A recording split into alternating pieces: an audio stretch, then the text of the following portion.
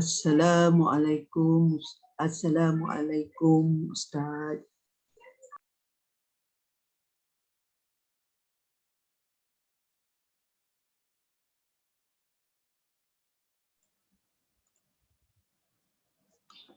Waalaikumsalam warahmatullahi wabarakatuh.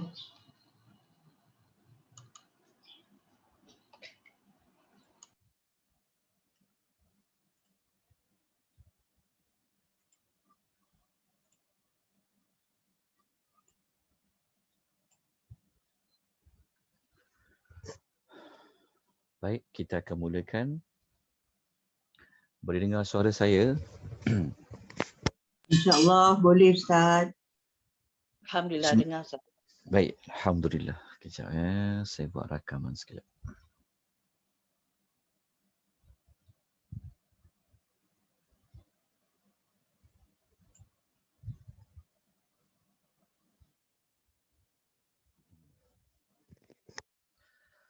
Assalamualaikum warahmatullahi wabarakatuh. Waalaikumsalam warahmatullahi wabarakatuh. Alhamdulillah wassalatu wassalamu ala Rasulillah amma ba'. Muslimin dan muslimat rahimani wa rahimakumullah. Alhamdulillah, segala puji bagi Allah di atas segala rahmat dari Allah Subhanahu wa taala. Pada pagi ini merupakan 2 Zulkaidah 1442 Hijrah, yang bermakna kita pada pagi ini berada pada salah satu bulan-bulan haram, iaitu bulan haram yang pertama dipanggil Zulkaidah. Moga-moga pengisian kita pada pagi ini Allah Subhanahu wa taala memberikan keberkatan, Allah memberikan kebaikan yang banyak dalam pengisian kita pada pagi ini, dapat membimbing diri kita untuk kita sama-sama menjadi hamba yang sebenar-benar hamba. Semoga pertemuan kita pada pagi ini, pengisian kita dicatat di dalam buku-buku amal sebagai amal-amal yang soleh, sebagai amal-amal yang boleh kita jadikan sebagai bekalan untuk kita bertemu dengan Allah Subhanahu wa taala. Pertemuan kita pada hari Ahad 2 kali dalam sebulan, pada minggu yang pertama dengan minggu yang kedua, yang mana 2 kali pertemuan kita pada hari Ahad ini dia dianjurkan oleh Biro Agama Felkra Berhad, yang mana kita akan memberikan tumpuan kepada ayat-ayat pilihan. Jadi apabila hari Ahad, minggu pertama dan minggu kedua untuk pengisian ini, kita akan memilih 1 ayat, kemungkinan 2 ayat, yang mana kita tidak memilih untuk tadabbur surah, tetapi kita memilih ayat-ayat yang tertentu yang terkandung di dalam surah-surah Al-Quranul Karim. Yang mana ayat yang kita akan tadabbur pada pagi ini, ayat pilihan pada pagi ini adalah ayat nombor 36 yang berada di dalam surah Taubah, surah yang ke-9, muka surat 192, untuk kita temui ayat yang ke-36 ini di dalam Al-Quranul Karim. Jadi pagi ini kita kupas 1 ayat sahaja, iaitu ayat nombor 36 dalam surah Taubah. Nah, ini merupakan permulaan untuk kita mengambil pengajaran daripada ayat-ayat pilihan. InsyaAllah pada bulan yang berikutnya, iaitu pada bulan Julai, insyaAllah nanti kita akan mentadabbur lagi ayat-ayat pilihan yang lain. Jadi ini dia lebih fokus kepada ayat-ayat pilihan. Jadi ingat dia punya tema besarnya adalah, tajuknya adalah ayat-ayat pilihan. Ayat yang dimaksudkan pada ayat 36 ni kita baca terlebih dahulu. Jadi peringkat pertama untuk kita tadabbur. Okey, langkah pertama untuk kita tadabbur, kalau kita boleh membaca Al-Quranul Karim, maka kita baca. Ini adalah langkah yang pertama untuk kita tadabbur. Kalau kita mungkin tak boleh baca, kita boleh tengok Quran tafsir. Okey, mungkin kita tak baca ayat itu, tapi kita mengetahui ayat tersebut, ketahui makna dia. Tapi kita baca dulu ayat ini. A'udzubillahi minasyaitonirrajim. Inna iddatash syuhuri 'indallahi 12 syahran fi kitabillah. في كتاب الله يوم خلق السماوات والأرض منها 4 حرم ذلك الدين القيم فلا تظلموا فيهن أنفسكم وقاتلوا المشركين كافة كما يقاتلونكم كافة واعلموا أن الله مع المتقين. Itulah ayat nombor 36 dalam surah At-Taubah. Jadi ayat 36 yang kita nak tadabbur pada pagi ini, setelah kita baca, kita baca dengan tartil, dengan bertajwid. Tadi contoh sahaja saya membacanya. Okey, ayat ini kita lihat dulu peringkat kedua, kita lihat terjemahannya. Ayat ini diterjemahkan sesungguhnya inna, bilangan bulan-bulan di sisi Allah ialah 12 bulan yang telah ditetapkan dalam kitab Allah semasa dia, iaitu Allah, menciptakan langit dan bumi. Di antaranya 4 bulan yang haram. Okey, kita berhenti dekat situ. Kita faham, kita tengok terjemahan dia. Okey, kita baca sampai habis dulu. Ketetapan yang demikian itu ialah agama yang lurus. Kita baca lagi sampai habis. Maka janganlah kamu menganiayai, menzalimi diri kamu dalam bulan-bulan yang haram itu.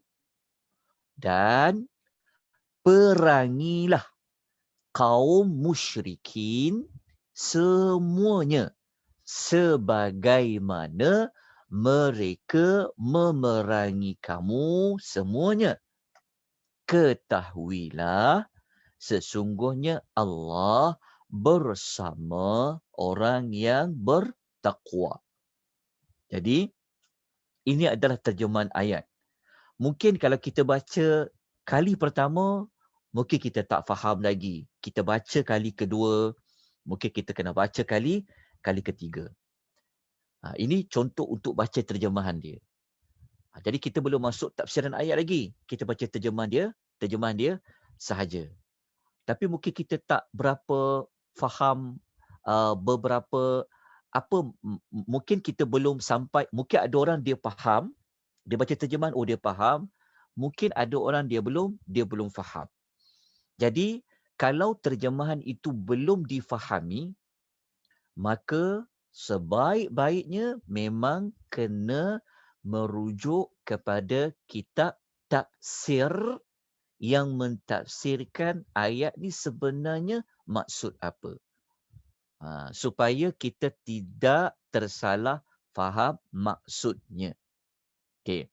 Kalau kita baca dekat terjemahan ayat, okey, di antara persoalan yang boleh kita bincangkan adalah tentang 12 bulan ni, 12 bulan apa? Bulan apa 12 bulan tu? Kita tak jelas. Betul? Lepas tu, dalam kitab Allah ni, kitab apa? Quran pun kitab Allah. Zabur pun kitab Allah. Kan akan timbul pertanyaan. Kitab Allah ni kitab Injil ke? Kitab Taurat ke? Kitab Allah banyak. Okey, jadi kita akan cari persoalan apa maksud kitab Allah. Okey, semasa cipta langit dan bumi, kita sedia maklumlah itu maklumat yang kita faham. Lepas tu Allah Ta'ala kata, antara 12 bulan tu pula ada 4 bulan haram. Maknanya ada 16 bulan ke? Tapi kalau kita baca perkataan di antaranya tu, makna dia apa? Oh, daripada 12 bulan tu ada 4 bulan yang haram. Tapi ayat ni Allah tak bagi tahu pada kita lagi. 4 bulan yang haram tu apa ya Allah? Kan 4 bulan haram tu apa? Tadi kata 12 bulan, lepas tu ada 4 bulan pula yang haram. Ni kita cuba bermonolog lah. Maksudnya kita apabila kita baca Quran, kita baca terjemahan kan, kita dah sebut pada minggu lepas. Macam mana kita nak bawa jiwa kita, perasaan kita untuk tadabbur ayat Allah. Contoh. Kan? Jadi kita akan bermonolog dengan Allah. Kita tanya dulu. Okay, 4 bulan tu, 4 bulan apa ya Allah? Kenapa dia panggil 4 bulan haram? Ada yang halal ke? Ada yang haram ke? Mungkin. Okay? Kita anggap seolah-olah kita tidak ada siapa mengajar kita. Sekarang ni kita sedang berinteraksi dengan Allah Subhanahu wa Ta'ala. Okay, lepas tu Allah Ta'ala pula kata, ketetapan yang demikian itu. Ketetapan yang demikian itu, ketetapan apa? Kan? Mungkin ada yang bertanya-tanya. Tapi kalau kita faham ayat ni, ketetapan yang demikian itu tu maksudnya perkara Allah nak sebut sebelum tu. Sebelum tu apa? Ada 12 bulan, ada 14 bulan haram. Jadi Allah kata, ia adalah agama yang lurus. Mungkin kita ni, orang awam, kita bertanya-tanya lagi. Apa maksud agama yang lurus itu? Okay, tak apa. Kita bertanya-tanya ni bagus. Kita bermonolog ni sebenarnya adalah bagus. Dialah yang akan memberikan kita lagi, kita nak cari, nak gali lagi. Okay. Kemudian kita sambung lagi ayat. Lepas tu Allah Ta'ala pesan pada kita lagi, maka janganlah kamu menganiayai diri kamu. Menganiayai diri kamu, apa maksud menganiayai diri kamu? Mungkin kita bertanya-tanya. Dalam bulan-bulan yang dihormati itu, bulan apa? Bulan haram tu ke? Ataupun 12 bulan tu ke? Kita tak tahu. Lepas tu Allah sebut janganlah. Janganlah ni perintah wajib ke? Atau perintah sunat? Mungkin kita bertanya-tanya. Lepas tu Allah Ta'ala kata, dan perangilah kaum musyrikin seluruhnya sebagaimana mereka perang kamu seluruhnya. Ketahuilah Allah tu bersama dengan orang bertakwa. Jadi kalau kita berhenti dekat terjemahan ayat tu, mungkin kita tak dapat lagi jawapan. Betul tak? Kan? Kalau kita baca terjemahan saja, mungkin kita tak akan dapat mencari jawapan dia. Jadi kalau ayat yang sukar macam ni, yang kita tak boleh faham, maknanya kita memang perlu merujuk kepada tafsiran ayat. Maknanya kita kena rujuk kitab tafsir. Jadi salah satu cara yang saya tunjukkan pada minggu lepas, gunakan dalam celik tafsir. Kalau nak guna online boleh tengok, ataupun kalau ada mana-mana kitab tafsir, buka. Okay, contoh untuk dapatkan tafsir ayat. Jadi tuan-tuan dah faham dah disiplin untuk tadabbur ayat. Okay. Kemudian kita lanjutkan lagi. Okay. Sebelum kita masuk kepada tafsiran ayat, maklumat ni tuan-tuan kena salin. Sedikit je maklumat ni. Tidak ada dalam nota. Okey, maklumat ni sebelum kita nak memahami sesuatu surah ke, ayat ke, tuan-tuan kena catat. Apa perkara yang perlu kita ambil? Jadi kita belajar pada pagi ni, sambil kita belajar dapat maklumat tu, kita belajar juga metodologi. Macam mana nak bawa kepada tadabbur ayat? Okey. Yang pertama, kalau kita baca satu ayat, kita nak tahu tafsiran dia. Yang pertama, kita boleh cari maklumat awal. Ayat yang kita nak baca ni, yang kita nak tadabbur ni, ia berada dalam surah yang diturunkan waktu bila surah tu. Kalau kita baca ayat 36 ni surah apa? Dia adalah surah Taubah. Jadi kalau surah Taubah ni surah yang turun sebelum hijrah ke surah yang turun selepas hijrah? Dapatkan dulu maklumat tu. Waktu penurunan surah. Dapatkan dulu maklumat itu. Okey. Jadi tuan-tuan catat. Okey. Di sini memberikan kita, maknanya kita kena tahu surah ayat yang berada dalam surah itu surah sebelum hijrah ke selepas hijrah. Kena ambil maklumat tu dulu. Kalau tidak tahu ayat tu makiyah ke mana dia, memang kena dapatkan maklumat tu. Maknanya kena belajarlah. Okey, dapatkan maklumat tu. Jadi surah Taubah dia adalah surah turun selepas hijrah. Maknanya surah Madaniyah. Maknanya surah ni turun waktu Nabi dah berada di mana? Nabi sudah berada di Madinah. Okey, dapatkan maklumat tu dulu untuk kita faham ayat tu. Sebab ayat yang Allah akan cerita dalam surah-surah yang waktu dia turun tu dia akan ikut suasana turun. Kalau ayat tu suasana sebelum hijrah, maka ayat-ayat dia mempunyai ciri-ciri suasana sebelum hijrah. Ambil maklumat tu. Kalau ayat tu dia turun selepas hijrah, maka ayat-ayat tu dia akan mempunyai ciri-ciri selepas hijrah. Ini satu ilmu yang kita kena belajar. Okey, dapatkan maklumat tu, tapi kita sebut tadi dia selepas hijrah. Kemudian pelangkah kedua, tuan-tuan dan puan-puan kena cari surah Taubah ni dia temanya apa ataupun tujuan surah Taubah ni apa. Sama je. Tema ataupun tujuan surah.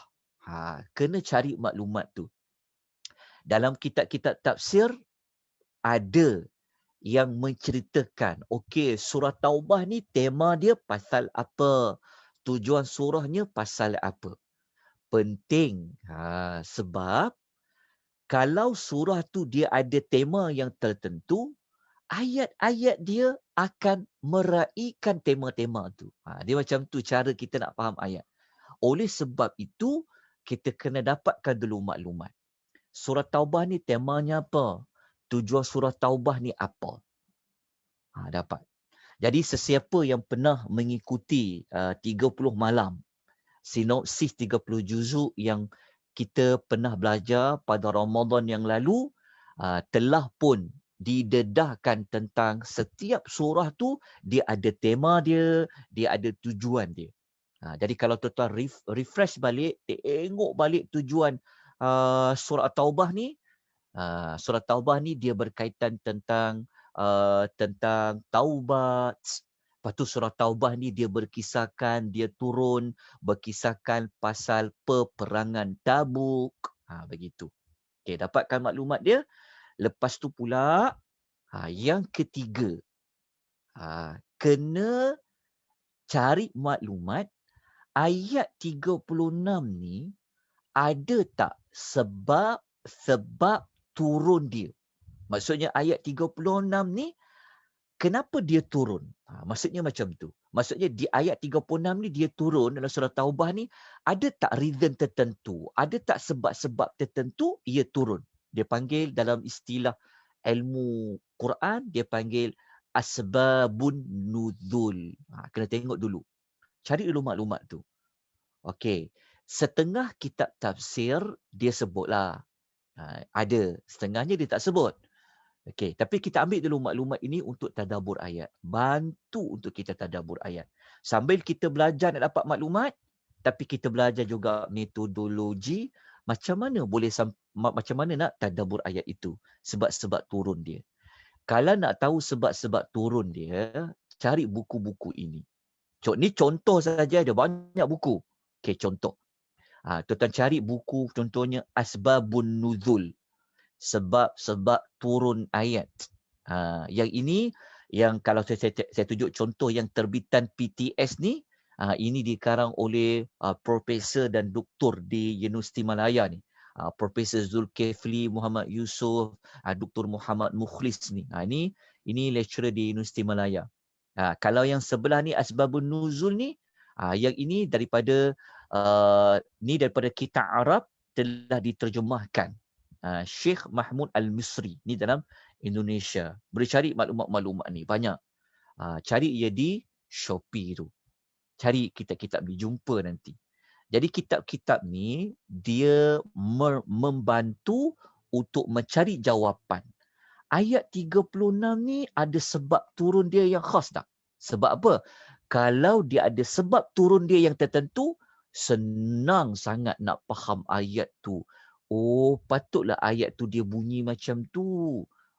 Jadi kita akan dapat merasai seolah-olah kita berada pada ketika ayat tu turun. Ni di antara ilmu yang penting yang kita kena belajar. InsyaAllah, mungkin kita kena cari satu waktu untuk belajar Asbabun Nuzul sahaja. InsyaAllah.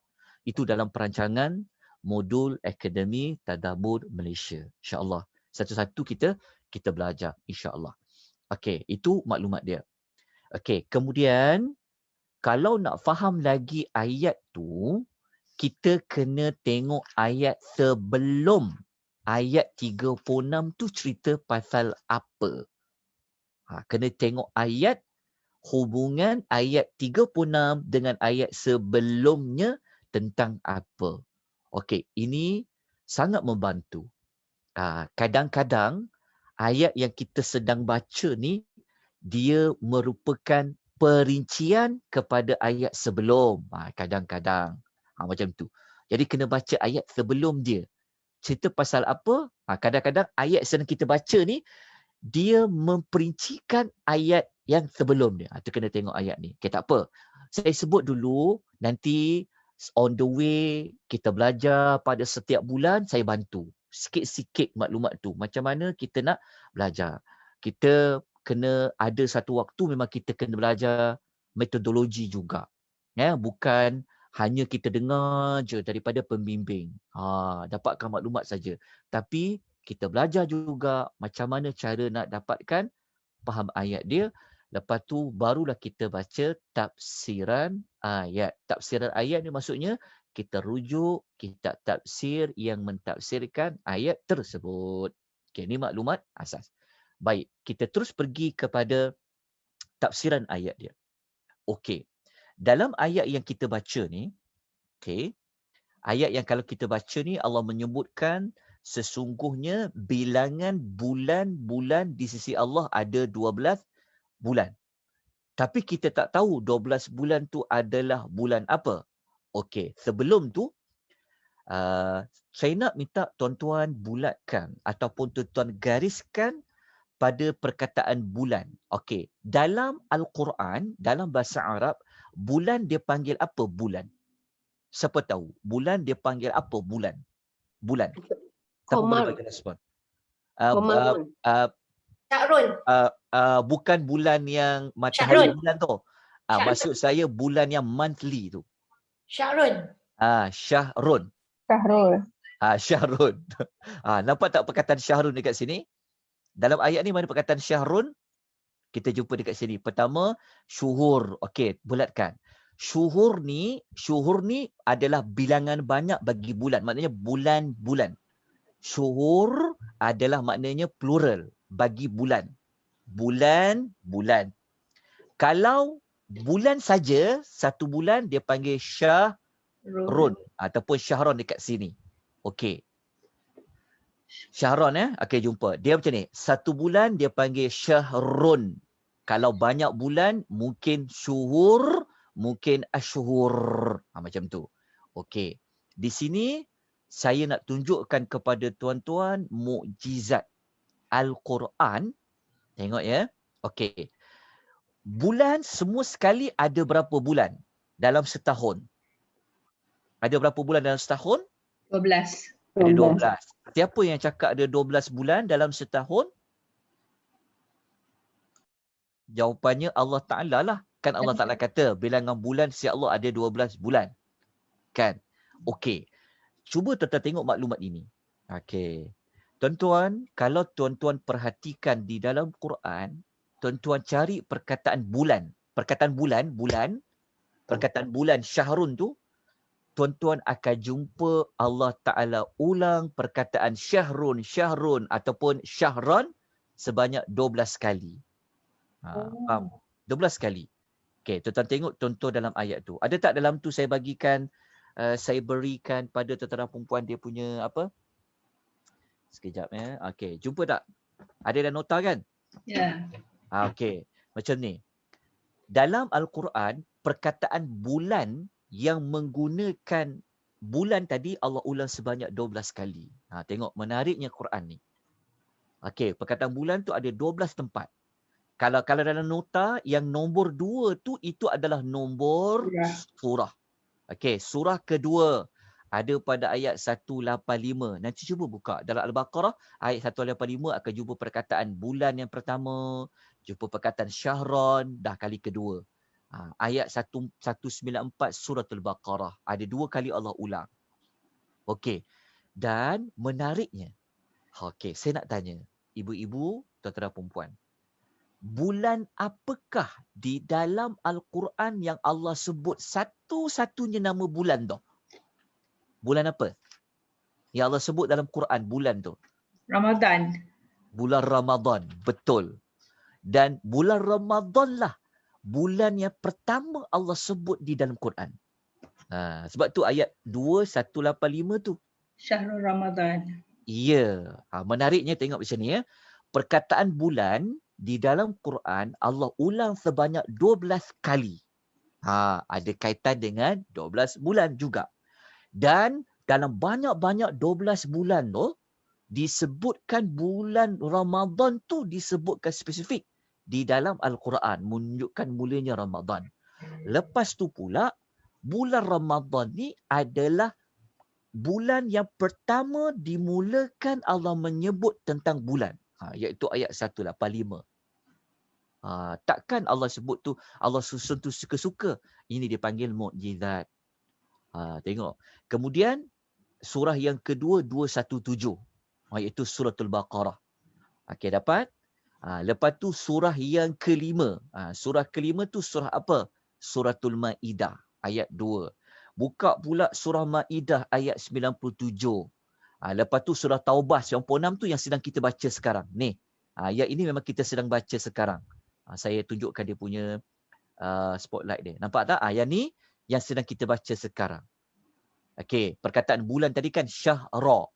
Lepas tu dekat surah nombor 34. Ni surah apa ni? Ni surah Sabah. Ayat 12 ada diulang sebanyak 2 kali. Lepas tu dalam surah nombor 96. Ni surah apa nombor 96 ni? Ini suratul Qadar. Yang kita jumpa kita jumpa min syahri alfi syahr tu kan? Alfun min syahri alfi syahr tu. Ini suratul Qadar. Lepas tu kita jumpa yang lain dekat surah nombor 46.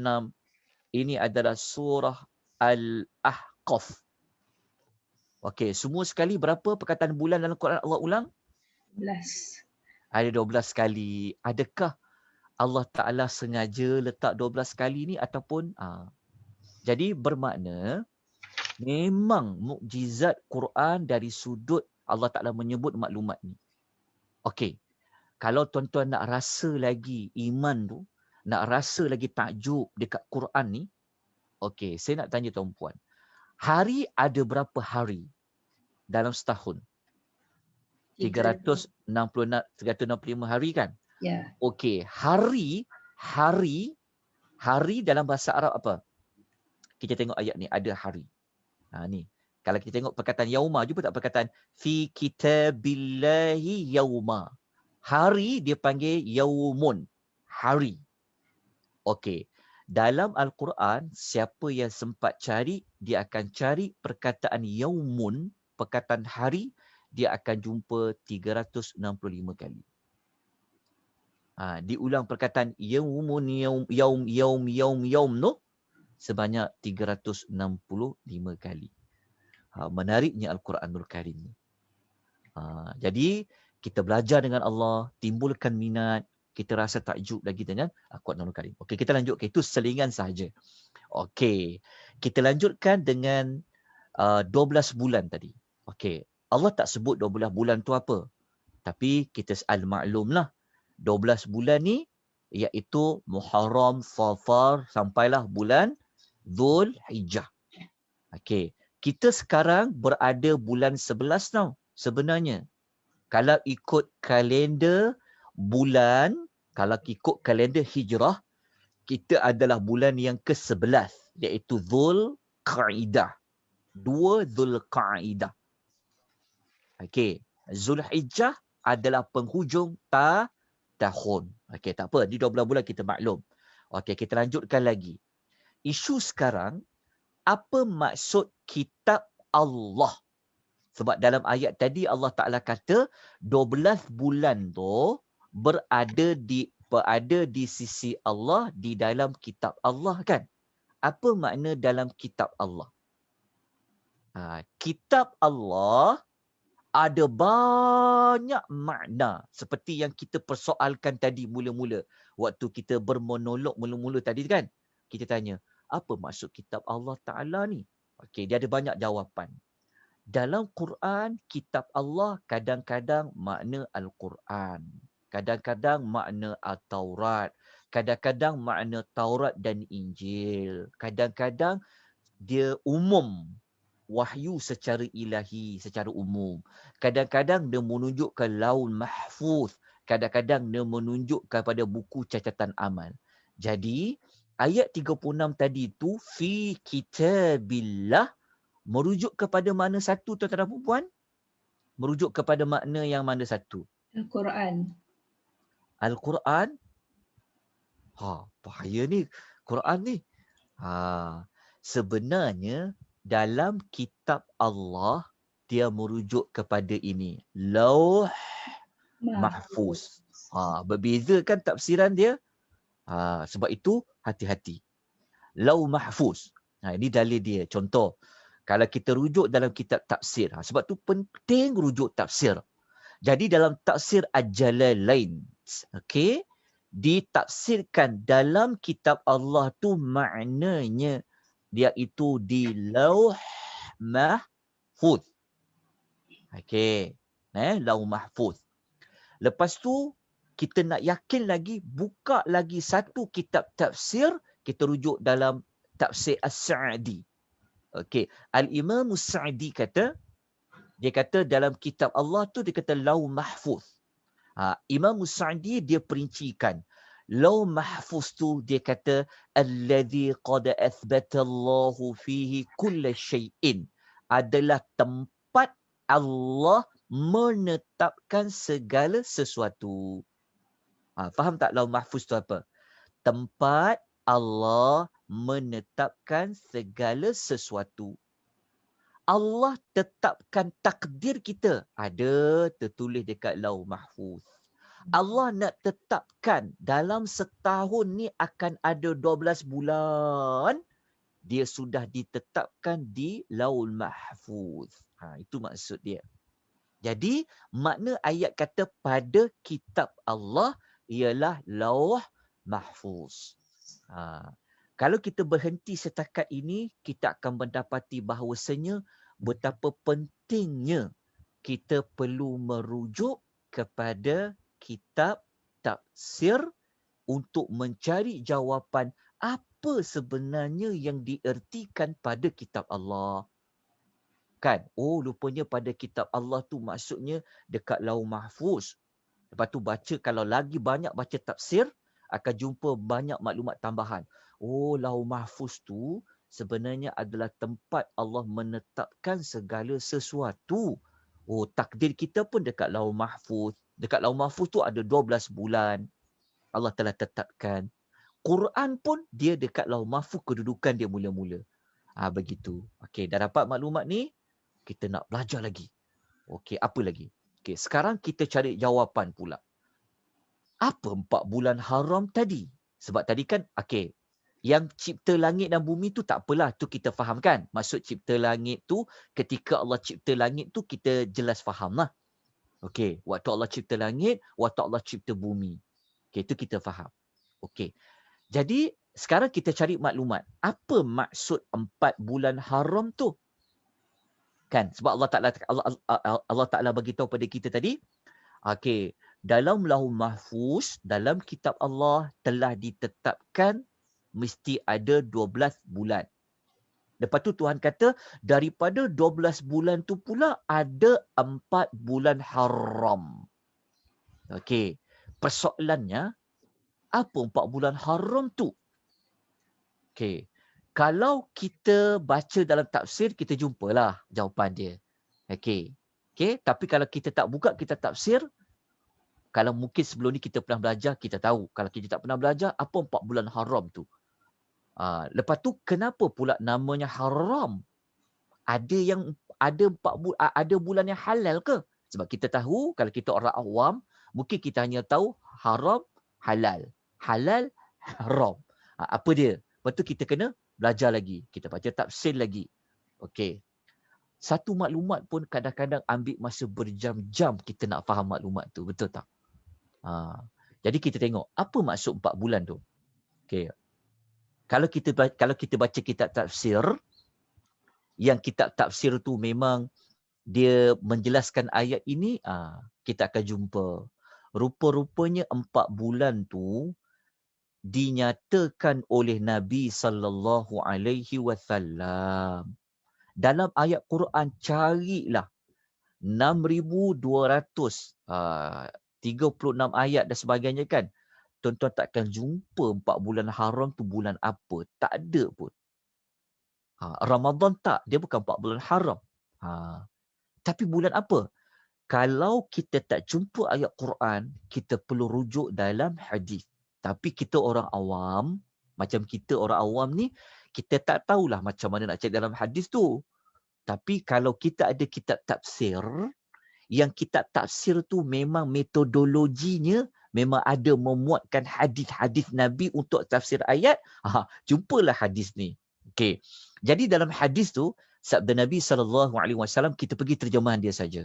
Nabi bersabda, sesungguhnya zaman telah berputar, telah berjalan seperti mana keadaannya yang telah Allah tetapkan ketika menciptakan langit dan bumi.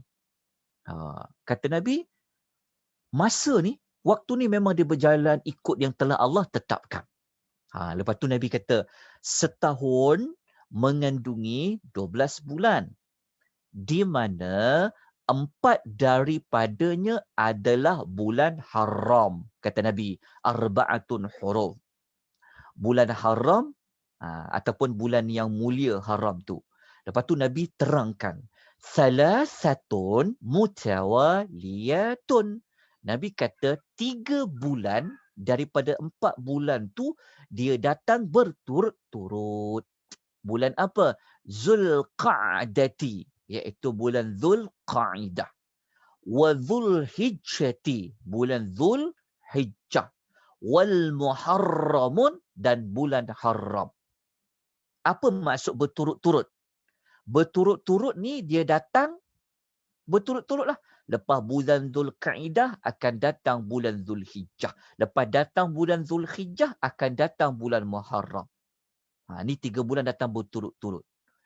Lepas tu Nabi sambung lagi. Nabi kata, warrajabul mudar, warrajabu mudar alladhi baina Jumada wa Sya'ban. Nabi kata, sedangkan Rajab mudar, ia berada di antara Jumada, iaitu Jumadal Akhir wa Sya'ban, dan bulan Sya'ban. Rupa-rupanya 1 bulan lagi bulan haram ni, dia rupa-rupanya adalah bulan Rajab mudar yang terletak antara Jamadil Akhir dengan bulan Sya'ban. Kenapa nama Rajab mudar? Sat lagi saya akan terangkan apa makna mudhar tu. Tapi kita faham nama bulan tu bulan Rejab. Okey, berdasarkan hadis ni dapat 4 bulan haram tu bulan apa? Zulqa'dah, Zulhijjah, bulan Muharram dan juga bulan Rejab. Jadi siapa yang ada takwim, siapa yang ada planner, siapa yang ada kalender, ada diary, dia kena catat, dia kena tuliskan. Jangan ingat hari jadi tu je bila. Tulis, ni bulan-bulan haram ni, tulis Zulqa'dah, Zulhijjah, Muharram dan Rejab. Kalau Muharram, dia dah masuk tahun baru. 1443 Hijrah. Bulan Rejab pun dah masuk bulan baru. 1443 Hijrah. Yang ada pada tahun ni 1442 Hijrah, iaitu bulan Zulqa'dah dan bulan Zulhijjah saja. Jadi tolong alert. Tolong ambil perhatian 4 bulan ni. Okey, kenapa dengan 4 bulan ni? Sekejap lagi kita sebut. Okey, dapat berdasarkan hadis riwayat Bukhari Muslim tu 4 bulan haram. Kan? Jadi kalau kita baca tafsir, oh rupa-rupanya 4 bulan haram tu ya Allah engkau maksudkan tu. Oh 4 bulan ni Zulqa'dah, Zulhijjah, Muharram dan Rejab. Kita jumpa dalam hadis. Okey, sekarang kita pecahkan persoalan tentang apa makna Rejab Mudhar. Okey. Rejab Mudhar macam ni. Zaman Nabi dulu, kita kan belajar sejarah. Bila kalender hijrah ni mula-mula direka? Bilakah asal usul keluarnya kalender hijrah? Zaman Nabi tak ada. Zaman Nabi dia tidak ada istilah tahun hijrah, tak ada. Zaman Nabi SAW, kalau kita tahu kan, dia kata tahun gajah. Mereka kadang letakkan tahun tu, dia tengok tahun apa. Kalau tahun dulu, kalau zaman dulu ada tahun pandemik, mereka kata tahun pandemik. Dan zaman dulu tahun gajah, dia letak nama tahun. Kalender ni kita belajar sejarah kan, dia muncul dekat sejarah kisah Saidina Umar kan. Keluar kalender hijrah tu. Jadi zaman Nabi dulu, mereka fahamlah 12 bulan tu. Jadi, kabilah-kabilah ni, daripada bani-bani yang ada dalam orang Arab ni, mereka berbeza pendapat dalam menentukan, okey bulan 1 bulan apa, bulan 2 bulan apa, bulan 3 bulan apa, mereka bersisih pendapat. Jadi ada pendapat Bani Rabi'ah, dia kata bulan Rejab tu berada antara Sya'ban dengan Syawal. Macam kita dah lepas bulan Syawal kan? Kita dah lepas 2 hari bulan Syawal kan? Bulan Syawal kan last kali hari Jumaat hari tu. Jadi kalau ikut zaman Bani Rabi'ah dulu, dia kata sebelum Syawal adalah Rejab. Lepas Sya'ban, Rejab, lepas Rejab, Syawal. Tetapi kalau Bani Mudhar, dia kata sebelum Sya'ban adalah Rejab. Sebelum Rejab, Jamadil Akhir. Jadi Nabi SAW mengiktiraf pendapat Bani Mudhar yang mengatakan Rejab itu berada antara Jumada dengan Sya'ban. Sebab itu hadis tadi kata sedangkan Rejab Mudhar terletak di antara Jumadil dengan Sya'ban. Tentulah Jumadil Akhir. Itulah makna Rejab Mudhar.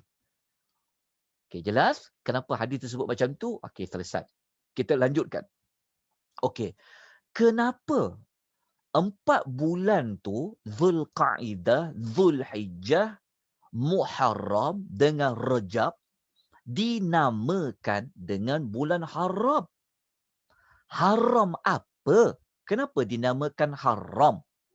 Kalau kita baca terjemahan, memang dia tulis siap-siap dah. Dia kata bulan-bulan yang mulia. Tapi kita tadabbur, kita cari sejarah. Kenapa bulan tu dinamakan bulan haram? Kalau kita buka kitab tafsir, contohnya kalau kita baca tafsir Ibnu Kathir, kita akan jumpa maklumat ni. Okey, tuan-tuan nampak tak saya letakkan dekat atas nota tu tafsir Ibnu Kathir dekat atas tu. Kat sini. Jadi Ibnu Kathir dia menarik. Siapa kalau dia boleh memiliki tafsir Ibnu Kathir bagus juga. Tapi kena ada banyak kita tafsir lah. Okey. Ibnu Kathir ni, dia seorang historian. Dia seorang mu'arrikh. Dia juga seorang pakar sejarah. Ibnu Kathir, ketika dia ulas ayat 36 ni, kan, kita baca ayat, dia akan kata, dia terangkan, kenapa Zulkaidah ni dia panggil bulan haram? Dia kata, orang-orang Arab dulu, di zaman Nabi SAW, sebelum zaman Nabi pun, orang-orang Arab dulu, mereka ni, kalau masuk bulan Zulkaidah, maksudnya kalau kita bulan 11 dalam bulan Islam, mereka akan bersiap-siap untuk mereka menunaikan ibadat haji. Walaupun Nabi Muhammad SAW tidak lahir lagi, mereka dah buat haji dah. Kan Kaabah dah ada sebelum Nabi Muhammad lahir lagi. Ketika Nabi lahir tu kan, orang nak runtuhkan Kaabah. Kan, kita cerita Ashabul Fil tu. Jadi mereka dah buat dah ibadat haji tu. Bermula daripada zaman Nabi Allah Ibrahim lagi. Zaman Nabi Allah Ismail. Jadi naik je bulan Zulkaidah ni, mereka memang tidak berperang. Bulan ni bulan yang aman, tak ada bergaduh, gencat senjata, mereka aman sangat. Mereka berada di rumah-rumah, mereka nak buat persiapan, nak bersiap untuk ibadat haji, bulan Zulkaidah. Lepas tu bulan Zulhijjah, mereka mengerjakan ibadat haji lah. Jelas? Nampak tak kenapa bulan tu nama bulan haram? Okey. Kemudian Ibnu Katsir kata lagi, apabila balik je bulan haji, iaitu masuknya bulan Muharram, ini masih lagi bulan balik dari haji. Masa ni baru ada, masih lagi rasa-rasa macam haji dan hajah kan. Rasa seronok lagi. Masa ada perasaan haji tu. Masa ni mereka tidak berperang, mereka aman. Kan. Lepas bulan Muharram ni, masa tu gaduh balik. Perang balik. Sampailah bulan apa? Muharram. Okey, naik bulan Safar, perang. Safar, Rabiul Awal, Rabiul Akhir, Jamadil Awal, Jamadil Akhir. Naik bulan Rejab, okey, stop. Tak boleh berperang. Okey, ni bulan aman ni. Iaitu bulan Rejab, mereka buat apa? Mereka pergi buat ibadat umrah. Jelas? Lepas bulan Rejab, bulan apa? Kan? Mereka buatlah. Jelas tak 4 bulan ni? Okey. Jadi, kita dah tahu kenapa bulan tu nama bulan haram. Patutlah bulan itu Allah Ta'ala sebut spesifik daripada 12 bulan. Rupa-rupanya bulan itu merupakan bulan yang aman. Nanti kita akan cari lagi jawapan dia tentang bulan tu adalah bulan yang aman. Bulan yang sangat mulia. Sebab apa? Bulan yang mulia sebab apa? Mereka buat apa? Mereka pergi buat ibadat haji, mereka buat ibadat umrah. Dekat situ. Jadi, kalau kita tengok dekat nota ni, saya ada nukilkan kata-kata Al-Imam As-Sakhawi. Imam As-Sakhawi ni dia ada menulis kitab cerita tentang bulan-bulan Islam. Jadi, Al-Imam As-Sakhawi ni, ketika dia mengatakan apa maksud Zulkaidah, apa maksud Zulqa'dah? Dia Zulqa'dah ni dia boleh dibaca dengan Qa'dah, kadang-kadang dibaca dengan Qa'dah. Wal Qa'dah dengan wal Qa'dah. Kan? Dia kata bulan Zulqa'dah berbaris atas ataupun Qa'dah berbaris di bawah. Dia kata kenapa bulan tu nama Qa'dah? Qa'dah. Dia kata liqu'udihim fihi anil qitali wat tarhal. Bulan tu dinamakan Zulqa'dah sebab mereka beristirahat dari berperang dan berpergian. Berpergian tu maksudnya mereka tak pergi untuk musafir jauh-jauh. Mereka tak pergi. Mereka tak pergi rehlah.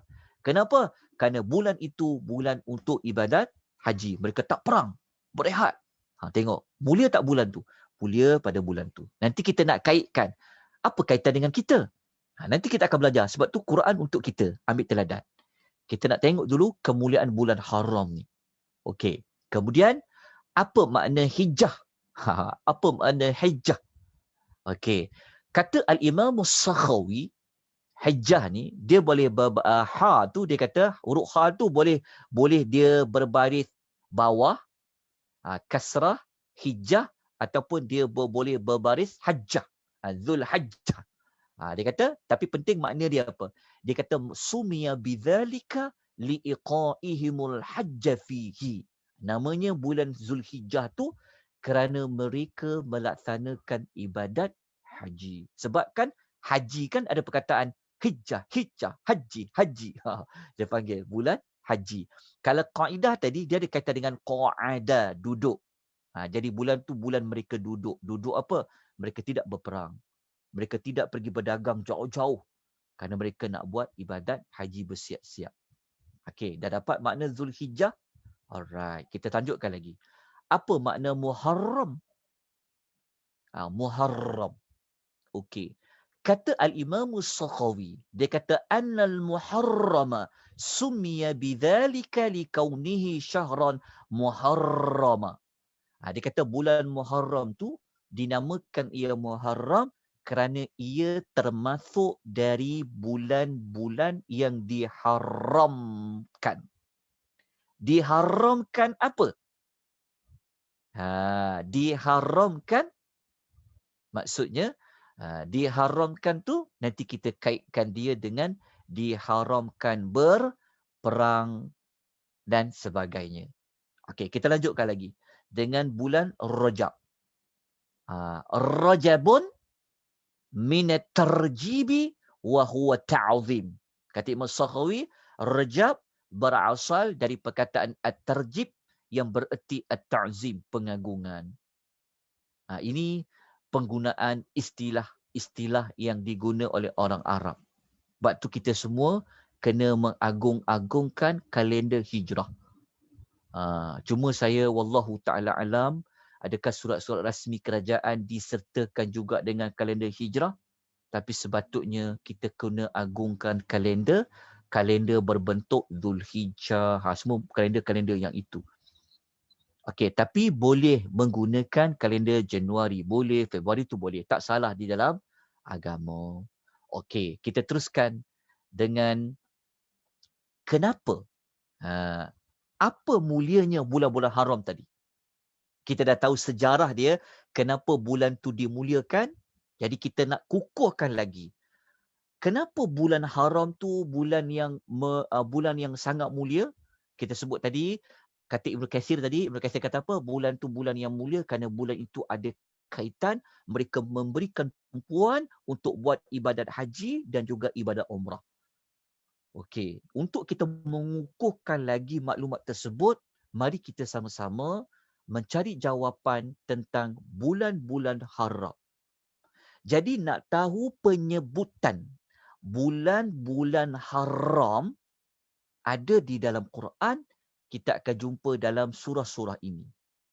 Ni, kita akan jumpa disebut sebanyak 6 tempat di dalam Quran menggunakan istilah bulan haram. Syahrul haram, bulan haram. Kita akan jumpa pada surah nombor 2 Al-Baqarah, surah nombor 5, surah nombor 9. Ni surah Taubah. Okey, nanti cari ayat-ayat ini dalam nota. Okey, kenapa perlu cari ayat ni? Kita kalau nak faham satu ayat, nak faham ayat itu, kita kena cari ayat-ayat lain yang ada cerita topik yang sama tentang bulan-bulan haram. Jadi kita akan jumpa ada 6 tempat cerita tentang bulan-bulan haram. Okey. Cara dia, kalau tuan-tuan, saya tak tahu sama ada tuan-tuan ada apps ke, ada satu komus ke yang menghimpunkan tentang perkata-perkata ayat tu. Cara mudahnya cari dulu perkataan haram. Nanti jumpa perkataan haram, sebelum perkataan haram tu jumpa tak perkataan syahrun. Bulan tu. Jadi kumpulkan ke 6 tempat, keluarkan maklumat dia. Jadi saya ambil contoh. Kalau kita baca dekat ayat 217, jumpa tak perkataan haram kat sini? Ingat, dalam Quran perkataan haram kadang-kadang dikaitkan dengan Masjid Al-Haram. Kadang-kadang perkataan haram dalam Quran dikaitkan dengan pengharaman hukum haram tu sendiri. Kadang-kadang dikaitkan dengan Baitul Haram. Dan kadang-kadang dia dikaitkan dengan bulan haram. Jadi kita ambil pasal bulan haram saja. Lepas kita kumpulkan ke enam tempat yang ada ayat pasal bulan haram, kita kumpulkan, lepas tu kita baca keseluruhan tu, jadi kita ambil contoh ayat 217. Waktu kita baca ayat 217, kita akan jumpa Allah mengatakan, yas'alunaka 'anil syahril haram. Kita jumpa perkataan syahril haram kan? يسألونك عن الشهر الحرام قتال فيه قل قتال فيه كبير. Sampailah hujung ayat. Okay, ayat ni kalau kita baca terjemahan dia, mereka bertanya kepada engkau wahai Muhammad mengenai perang pada bulan haram. Okey, kita jumpa. Okey, bulan haram. Kenapa? Allah Ta'ala kata, jawab Muhammad, peperangan dalam bulan haram itu adalah berdosa besar. Jadi kalau kita baca ayat ni, rupa-rupanya kalau siapa berperang pada bulan-bulan haram, pada asalnya berperang bulan haram ni tidak boleh. Kerana ia berdosa besar. Nampak tak? Kenapa Allah Ta'ala muliakan bulan haram ni? Sebab kalau perang, nanti dia akan mengganggu ibadat haji. Mengganggu ibadat umrah tadi. Jadi, bulan haram kedudukan dia mulia. Allah Ta'ala muliakan bulan haram ni, 4 bulan haram tu, kerana bulan itu bulan yang dilarang untuk berperang. Kita dapat jawapan tadi. Untuk kukuhkan lagi maklumat yang Ibnu Katsir sebut tadi tu. Lepas tu kita baca lagi, ambil lagi ayat pasal bulan haram. Kita tengok ayat nombor 5 surah Taubah. Kita akan jumpa Allah Ta'ala kata, فَإِذَا سَلَخَ الْأَشْهُرُ الْحُرُمُ. Jumpa perkataan ashhurul hurum. فَقَتُلُوا الْمُشْرِكِينَ. Sampai hujung ayat. Allah Ta'ala kata, apabila telah habis bulan-bulan haram, maka bunuhlah orang-orang musyrikin di mana saja kamu jumpa dia. Ini dah surah Taubah. Surah Taubah kan surah perang. Jadi, kalau kita baca ayat ni, kalau nak perang orang musyrikin ni, kena tunggu bulan haram habis. Jelas tak? Faham tak maksud ayat ni? Ayat ni kata, apabila habis je bulan-bulan haram tu, baru boleh perang. Tapi, kaedah ni, dia ada pengecualian lah.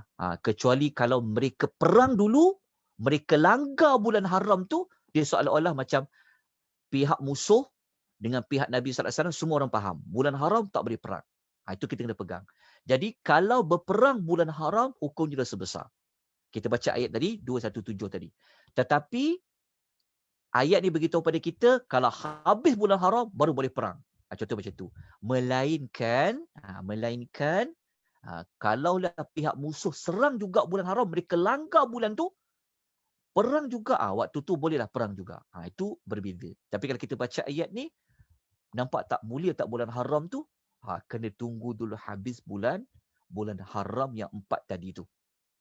Kemudian, kalau kita baca satu lagi ayat dalam ayat 97.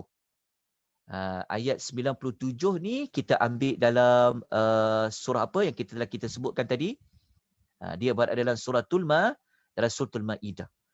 Kita tengok bagaimana mulianya bulan haram ni. Allah Ta'ala dekatkan ia dengan Kaabah.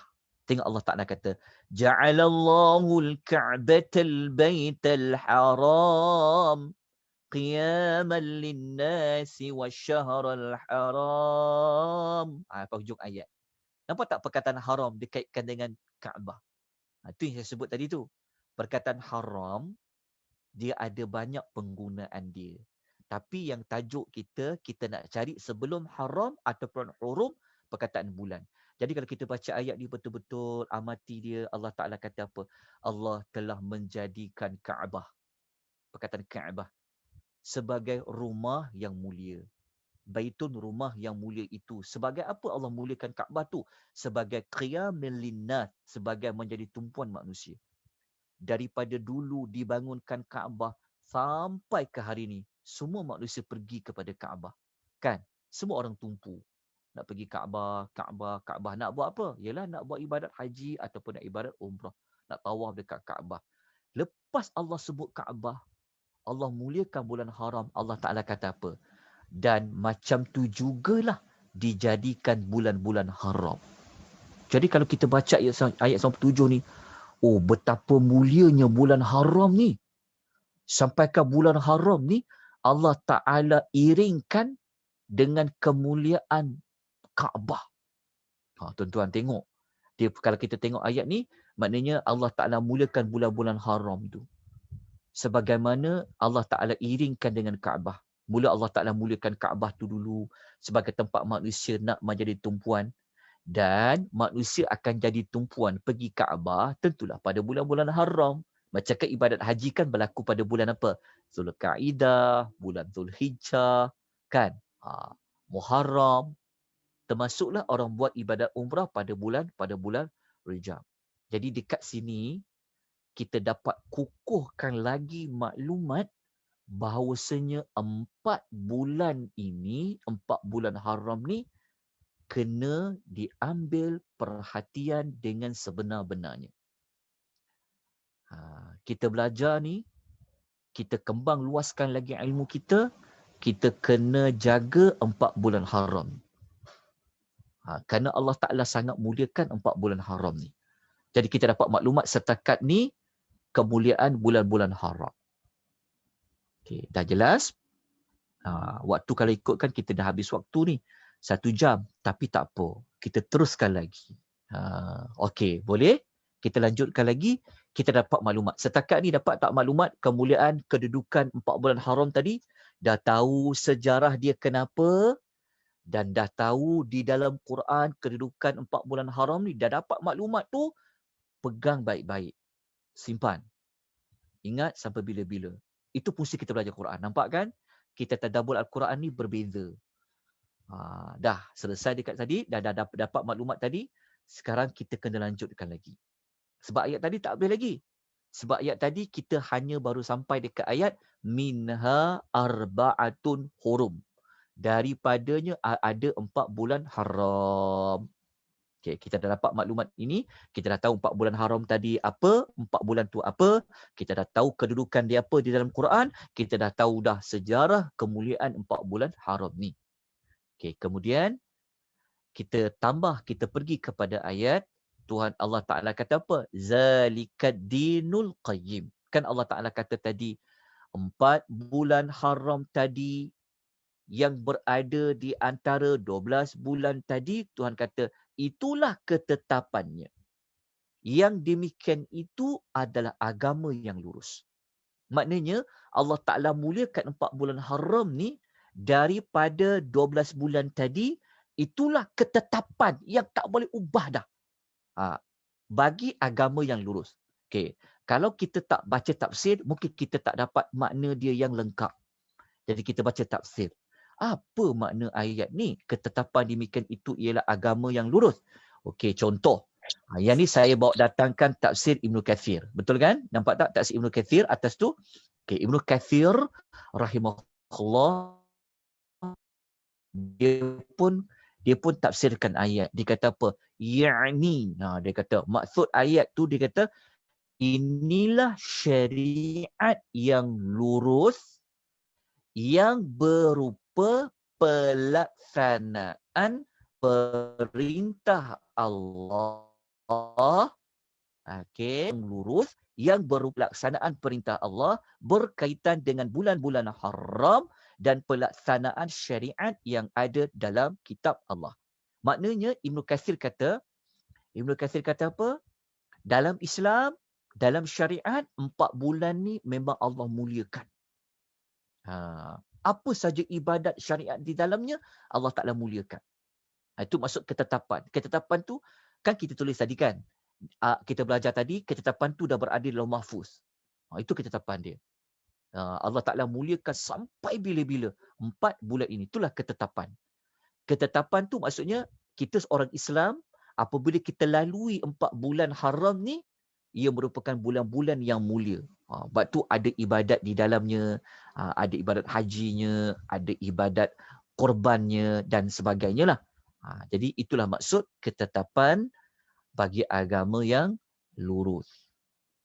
Okey, maksudnya kita kena kita kena implement bulan tu adalah bulan yang mulia. Jadi kalau kita abaikan 4 bulan tu, kita tak muliakan 4 bulan tu, kita lebih muliakan Ramadan, kan, dengan kita tinggal 4 bulan ni, kita sebenarnya tidak berada pada jalan yang lurus.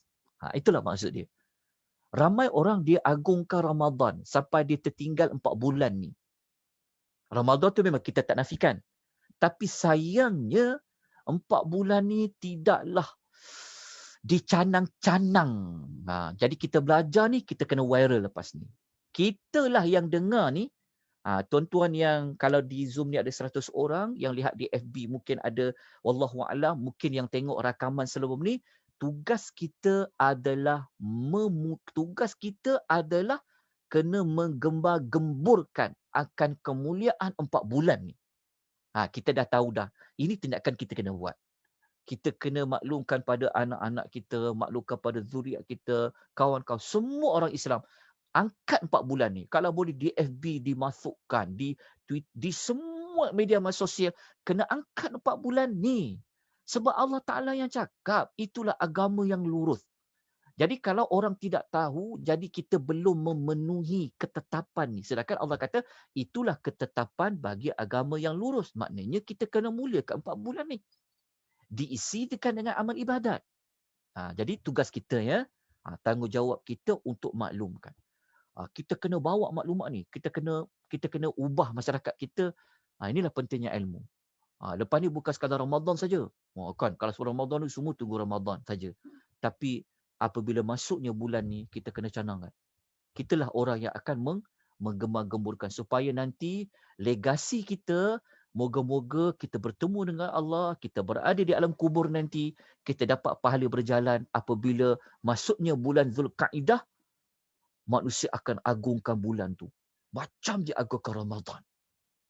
Jadi moga-moga kita tinggalkanlah saham kita dengan kita menunaikan, kita membuat sesuatu sunnah yang baik, maklumat yang baik. Sebab itu adalah agama yang lurus.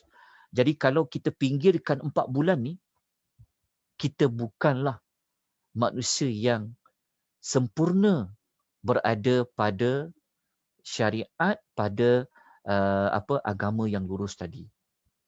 Okey, tuan-tuan nampak dah tindakan apa nak buat. Tuan-tuan dah dapat catat apa yang kena baiki, apa yang kena sebarkan, apa yang kena lakukan. Okey, kita teruskan lagi. Okey, dapat maklumat tadi? Okey, boleh saya lanjutkan lagi ni? Boleh ke? Boleh Ustaz. Boleh Ustaz. Alhamdulillah. Sejam sebenarnya memang tak cukup sebenarnya. Tapi tak apa. Okey, kita lanjutkan lagi. So, tuan-tuan jangan bimbang. Pahala hari ni lebih banyak daripada pahala bulan Syawal duduk majlis ilmu. Nanti kita akan terangkan. Okey. Lepas kita dah tahu tadi maklumat tadi, sekarang Allah Ta'ala pesan kepada kita. Allah Ta'ala bagi kita jawapan. Macam mana kita nak muliakan 4 bulan yang mulia tadi? Allah bagikan kita jawapan dalam ayat yang sama juga. Allah Ta'ala kata apa? Fala tazlimu fihinna anfusakum, kan?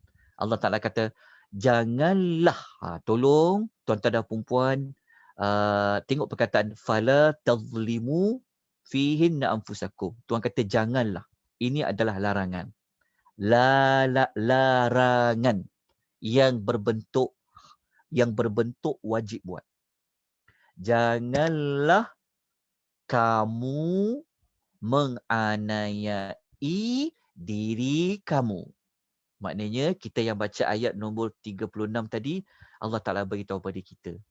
Kalau saya Yusuf, Allah Ta'ala beritahu, Yusuf, kau masuk 4 bulan yang mulia ni, kau jangan menzalimi diri kau.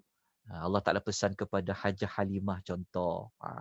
Contoh, wahai Halimah, kau yang baca ayat 36 masuk 4 bulan haram ni, kau jangan menzalimi diri kau. Allah Ta'ala kata. Kita dapatkan maklumat tadi kan? Okey. Allah Ta'ala kata apa? Jangan kamu menzalimi diri kamu dalam bulan-bulan yang haram itu.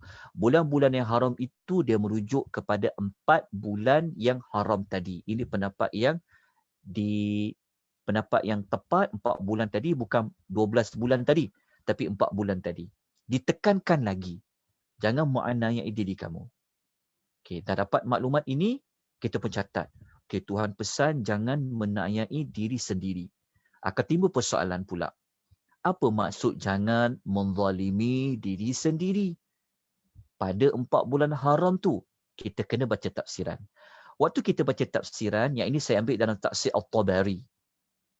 Okey, dalam tafsir At-Tabari, Imam At-Tabari dia menukilkan pendapat di kalangan para salafus salih, di kalangan para tabi'in, contohnya Ibn Zaid. Wallahu a'lam, saya sendiri tabi'in. Ibn Zaid ni, beliau mengatakan, perkataan zulm. Cuba tak ayat dalam surah At-Taubah tadi kan Tuhan kata apa? Fala gariskan pada perkataan yang fala tazlimu. Tazlimu tu zalim lah. Ada perkataan zalim kat situ. Jadi apa makna tazlimu? Apa makna zulum situ? Jadi Ibn Zaid mengatakan az-zul ialah melakukan maksiat kepada Allah dan meninggalkan ketaatan kepada Allah. Rupa-rupanya perkataan zulum tadi yang Tuhan kata jangan kamu menganiayai diri kamu pada bulan-bulan itu, maknanya Tuhan kata apa? Jangan kamu buat maksiat pada bulan-bulan mulia itu dan jangan kamu tinggal ketaatan pada bulan-bulan yang mulia itu. Itulah maksud zulum. Maksudnya zulum tu maksudnya kalau buat. Tapi Tuhan kata fala tazlimu. Maknanya Tuhan kata jangan kamu menganiaya itu. Maksudnya Tuhan kata jangan kamu melakukan maksiat. Jangan kamu meninggalkan ketaatan. Jadi kalau kita semua berusaha sedaya yang mungkin untuk jauhi perbuatan maksiat, kita cuba untuk menunaikan sebab yang mungkin kita buat ketaatan kepada Allah, kita telah dapat maklumat yang Tuhan kata zalikad dinul qayyim tu. Kita memang berada, memang kita menjadi penganut agama yang betul-betul yang berada pada jalan yang lurus tu. Sebut tadi tu. Allah muliakan. Jadi kalau zaman dulu mereka buat maksiat dengan perang, tumpahkan darah. Jadi apabila bulan tu mereka muliakan, maka Allah kekalkan bulan itu sampailah bila-bila. 4 bulan itu merupakan bulan yang Allah Ta'ala muliakan. Jadi kita dah dapat maklumat tentang yang ini. Jadi ini pun termasuk dalam tindakan. Nanti dekat hujung kita akan tulis apa tindakan kita nak buat selepas kita tadabbur ayat ni. Jadi kita dapat tindakan dia apa? Pada 4 bulan haram ni, aku kena banyak buat amal-amal kebaikan, buat banyak amal-amal soleh. Dia macam bulan Ramadan. Sama je Ramadan. Cuma mulianya Ramadan ni dia paling mulia dekat 10 hari tu kerana ada Lailatul Qadar tu juga kan. Tapi 4 bulan haram ni dia beza. 4 bulan haram ni setiap hari. Pahala dia banyak. Begitu. Okey, jelas dekat situ dah faham dah apa maksud fala tazlimu fihinna anfusakum. Maka habislah tajuk tu. Tapi belum habis lagi, kita nak pergi kepada perincian lagi. Okey. Kalau kita buat maksiat juga pada 4 bulan haram ni, kalau kita buat ketaatan pada 4 bulan haram ni, apa yang berlaku? Okey, kita tahu Allah muliakan 4 bulan tu. Tapi kalau kita muliakan 4 bulan itu bukan sekadar kita muliakan canang-canang, wawarkan pada orang, letakkan dekat FB saja, tak. Itu memang kita kena buat, ya. Kita belajar jadi kita kena sampaikan. Tetapi apa yang kita buat juga? Kalau kita menzalimi juga diri kita, sebab Tuhan kata jangan fala tazlimu. Jadi kita tengok apa ulasan para ulama tafsir. Kalau kita baca dekat sini, okey, kita jumpa tafsiran sekejap. Kita baca dulu tafsiran Ibnu Abbas. Jumpa ya dalam nota tu tafsiran Ibnu Abbas. Okey, Ibnu Abbas dia adalah di antara sahabat yang pakar memahami Al-Quranul Karim, sepupu Nabi SAW. Jadi Ibnu Abbas ni dia buat ulasan macam ni. Okey, faham baik-baik ya ulasan ni. Ibnu Abbas kata, dia kata fi kullihinna. Dia kata buat zalim ni, dia kita terus ambil kat sini. Dia kata summa ikhtassa min dhalika arba'ata ashhurin faja'alahunna harama. Ibnu Abbas radhiyallahu anhuma, beliau mentafsirkan ayat ini, beliau kata sesungguhnya kezaliman yang dilakukan pada bulan-bulan haram itu, dia kata lebih besar kesalahannya dan dosanya. Dia kata wa'azzama hurumatihinna. Okey, maksudnya dia kata faja'alahunna harama. Maksudnya dia kata kalau kita ambil makna dia tadi tu, maknanya kalau kita buat kesalahan, maksiat di bulan-bulan haram itu, dia kata lebih besar kesalahan dan dosanya. Maksudnya lebih besar daripada kita buat pada bulan Syawal. Tak sama dosa itu pada 4 bulan haram. Okey, lepas tu dia kata lagi, berbanding yang dilakukan pada bulan-bulan yang lain. Dia kata, okey, dia sebut sini lah sampailah wa'azzama hurumatihinna wa ja'ala dhanba fihinna 'azama. Sampai sini dia kata. Dia kata sekalipun buat zalim tu dalam semua keadaan itu besar. Dia kata macam ni. Ibnu Abbas kata buat zalim ni, buat maksiat ni, buat salah ni pada bulan-bulan yang lain-lain pun tak boleh. Itu pun sudah besar, dia kata. Tetapi kalau buat pada 4 bulan ini, dia kata lebih besar lagi kesalahannya. Dia kata. Lepas tu Ibnu Abbas kata wal amala salihah wal ajra ma'azam. Lepas tu dia kata, namun dia kata, adik dia kata, ni saya ambil yang mana, saya tertinggal ni kejap, macam terbalik ni. Kejap, saya terbalik terjemahan ni. Saya minta maaf tuan-puan. Saya terbalik terjemahan dia. Terjemahan dia macam ni. Okey, yang ni, ya inilah Ibnu Abbas kata. Maaf tuan-tuan, saya tersilap. Okey, saya tersilap tulis sekejap. Inna zulma, sekejap. Kejap. Ini tafsiran Qatadah. Kejap. Sekejap ya. Fi kullihinna wal amala wal zahir. Sekejap. Sesungguhnya kezaliman lebih besar. Okey, saya tertukar ni. Okey, saya tertukar antara Ibnu Abbas dengan Qatadah. Sekejap. Saya minta tuan-tuan sekejap ya. Saya tengok, takut saya tertukar. Sekejap. Bagikan saya sikit saja waktu untuk saya lihatkan ya. Ambil 2 minit. 2 minit tuan-tuan rehat sekejap ya. Sekejap, seminit, berapa minit saja. Sekejap ya, mohon maaf.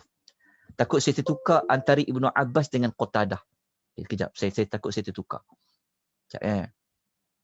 Sekejap saja. Tak apa Ustaz, take your time. Okey. Sebab saya perasan terjemah tu salah. Terjemahan tu dia bukan salah, dia tertukar antara terjemah Ibnu Abbas dengan Qatadah. Sekejap ya. Saya ada banyak note, tak apa, don't worry. Saya kadang-kadang sekejap saya semak balik. Ibnu Abbas kata fi kullihinna. Kalau Qatadah kata inna zulma. Alright, alhamdulillah, syukur pada Allah. Okey, sekejap saya betulkan inna zulma. Okey. Okey. Mohon saya betulkan sekejap ya. Saya betulkan sekejap dia punya ringkasan dia ni. Okey, sekejap begini.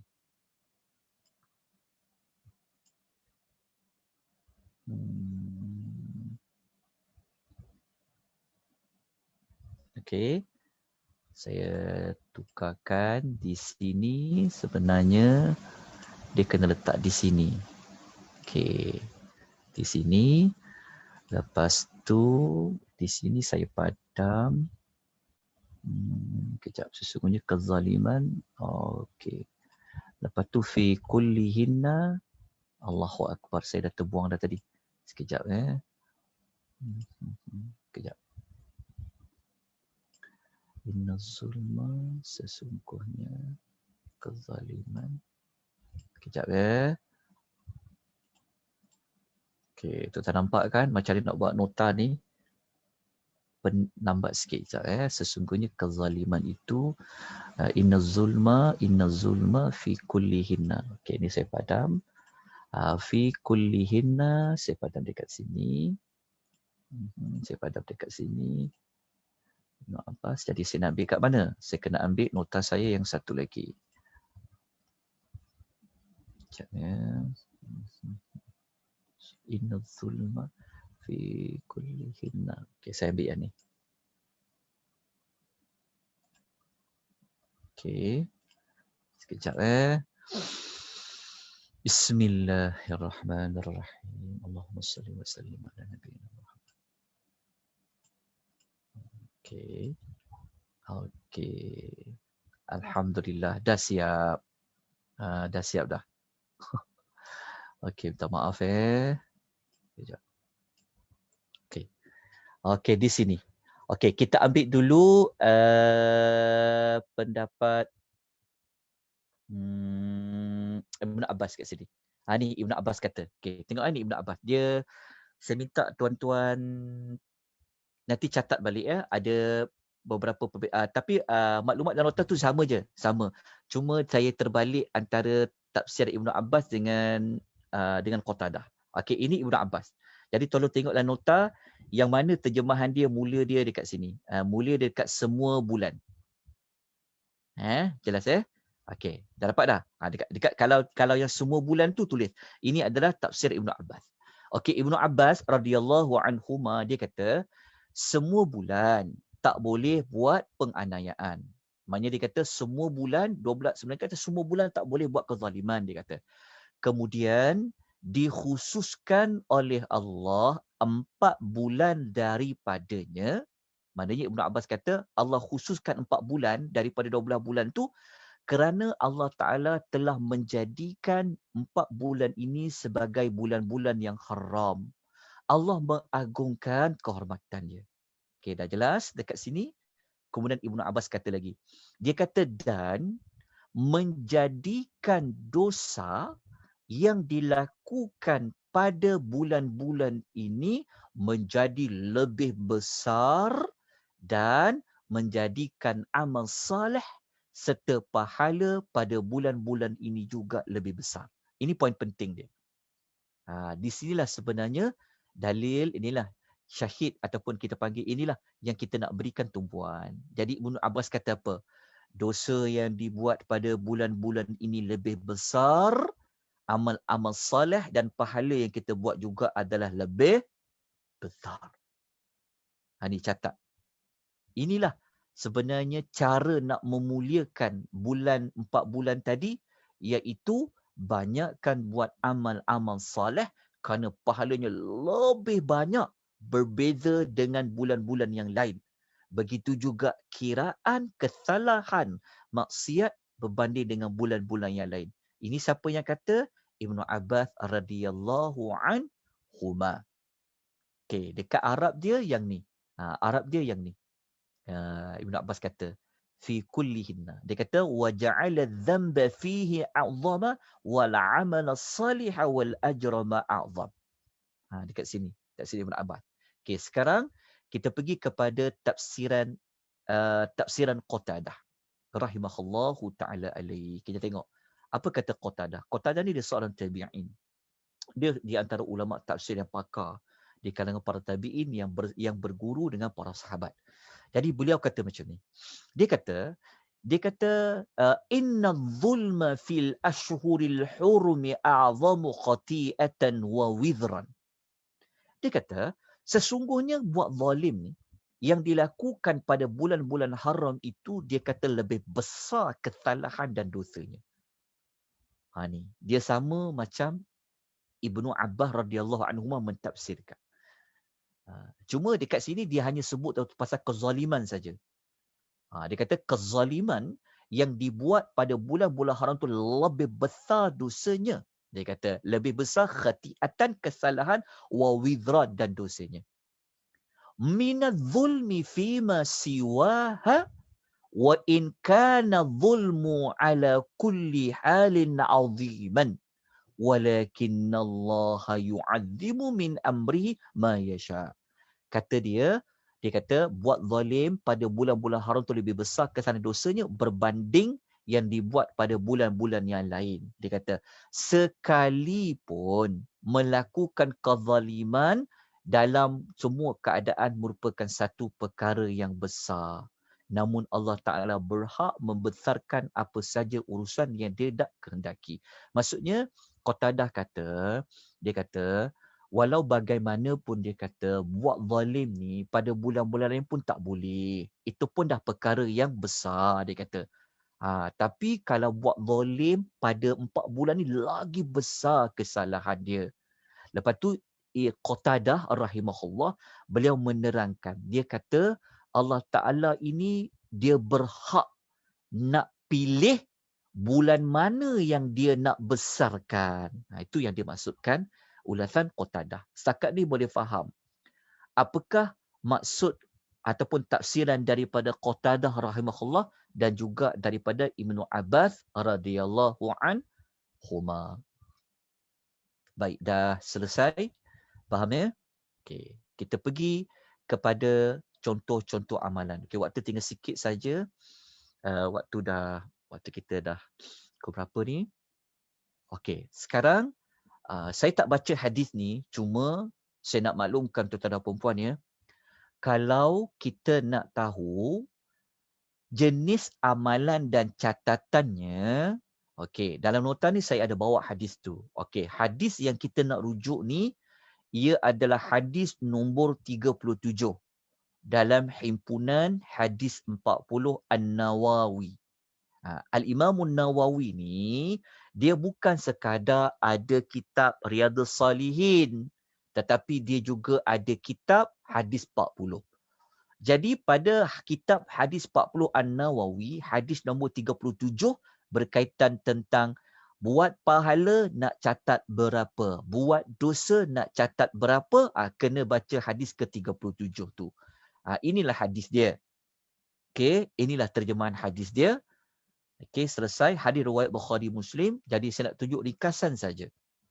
Okey, ni ringkasan hadis ni. Okey, tengok hadis ni ya. Okey. Hadis nombor 37 tadi, hadis nombor 27, hadis nombor berapa tadi? 20, maafkan saya. Hadis nombor 37.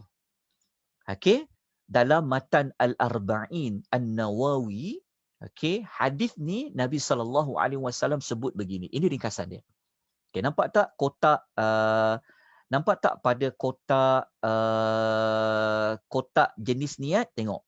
Jenis niat, lepas tu niat tu berjaya buat atau tidak, lepas tu nampak tak dicatat amal kita berapa? Ada 3 kotak kan? Okay, jenis niat, niat baik ke niat buruk, lepas tu niat tu dilaksanakan atau tidak, lepas tu catatan dia. Inilah hadis yang ke-37 tadi. Jadi kata Nabi SAW dalam hadisnya, siapa yang niat dia baik, tetapi dia tidak dapat melaksanakan niat baik dia tadi tu, dia tetap dapat satu kebaikan. Tetap dia dicatat dengan satu kebaikan disebabkan niat baik dia. Walaupun dia tak berjaya nak buat, dia tetap dapat satu kebaikan dicatat. Kalau dia niat baik, lepas tu dia dapat laksanakan, maka dicatat dalam buku amalnya 10 kebaikan. Lepas tu naiklah sampai ke atas lah.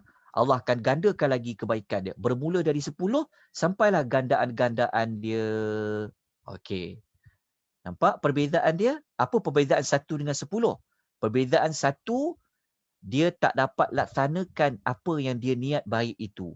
Tapi 10 ni, dia niat baik, dia dapat buat, dia dikira 10 sampai gandaan-gandaan yang berikutnya.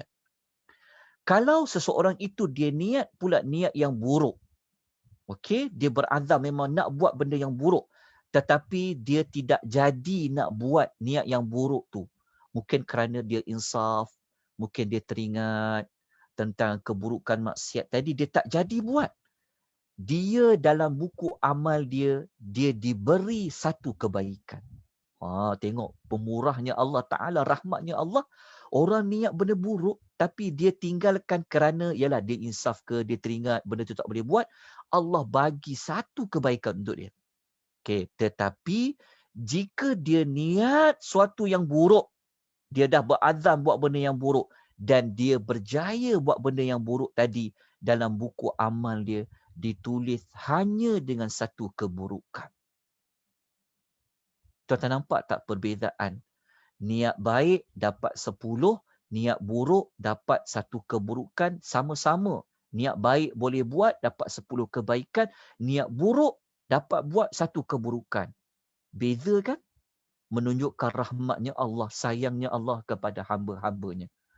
Buat keburukan, tulis satu je dosa dia seumpama dengannya. Tapi kalau buat kebaikan, dia bagi 10 pahala. Okey, di sinilah hadis nombor 37 tadi.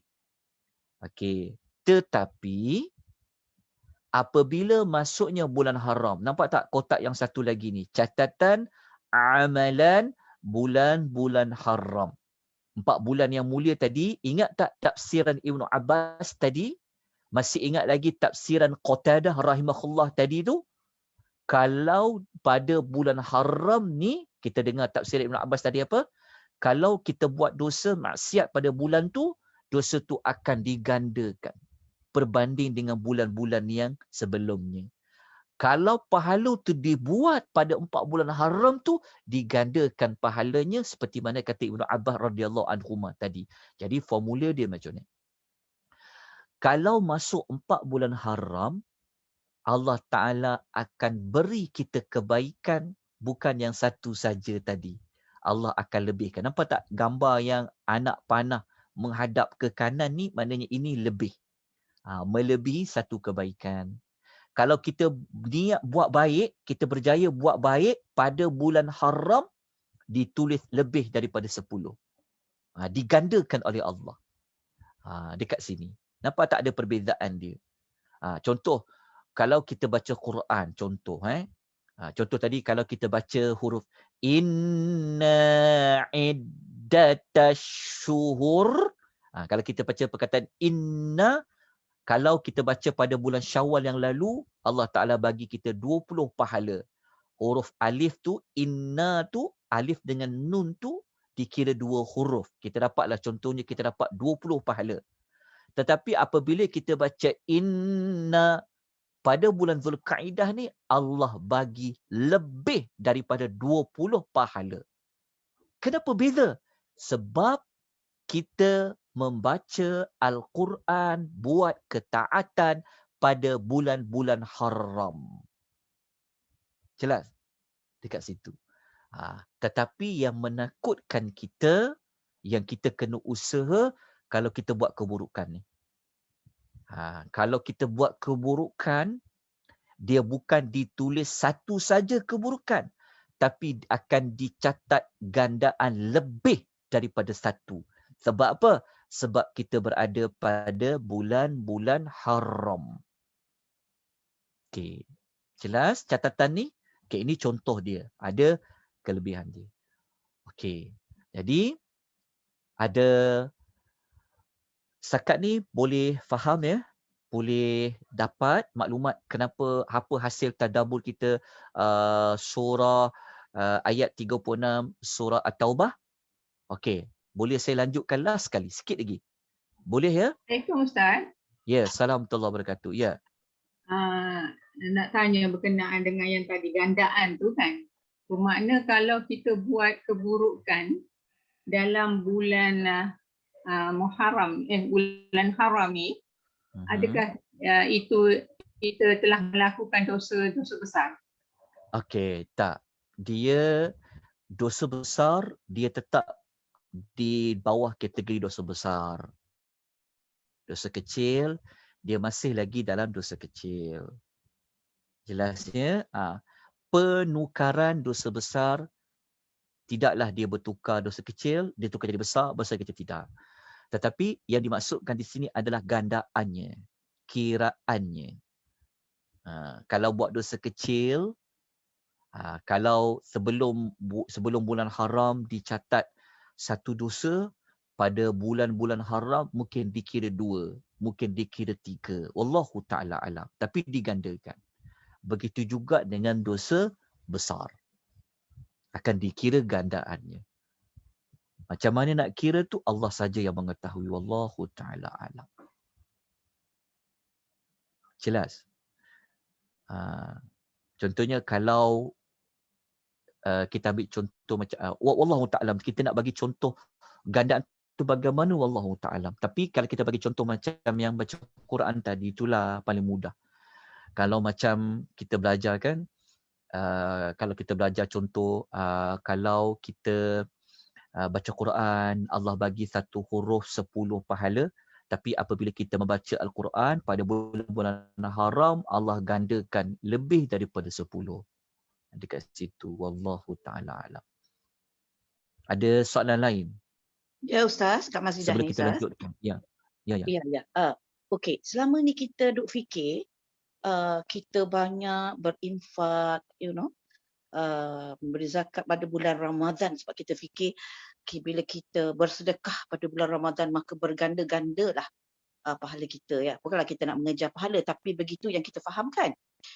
Jadi bermakna bukan hanya bulan Ramadan, bermakna semua bulan-bulan haram ni adalah juga berganda kalau kita berinfak ataupun pergi bersedekah. Ya Ustaz, ya?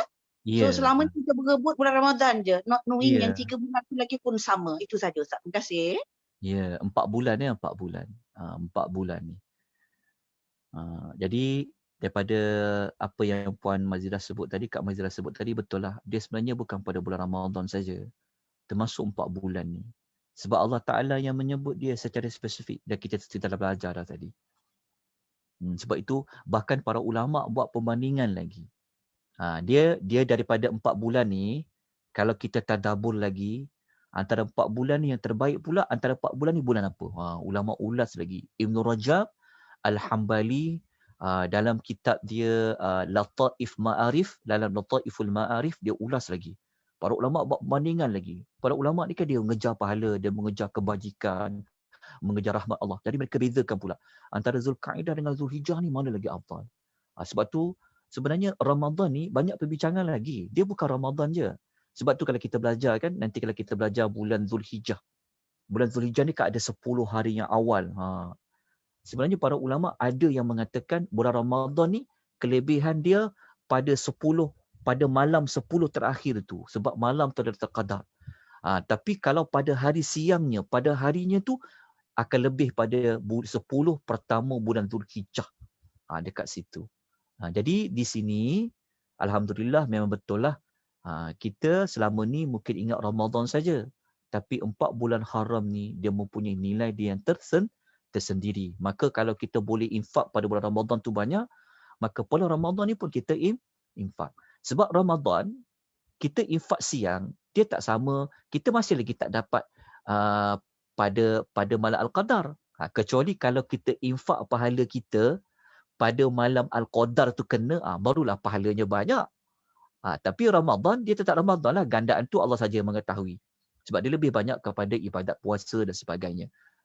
Jadi sebenarnya kalau kita belajar lebih detail, para ulama' buat bandingan tu. Antara Ramadan dengan Zulhijjah.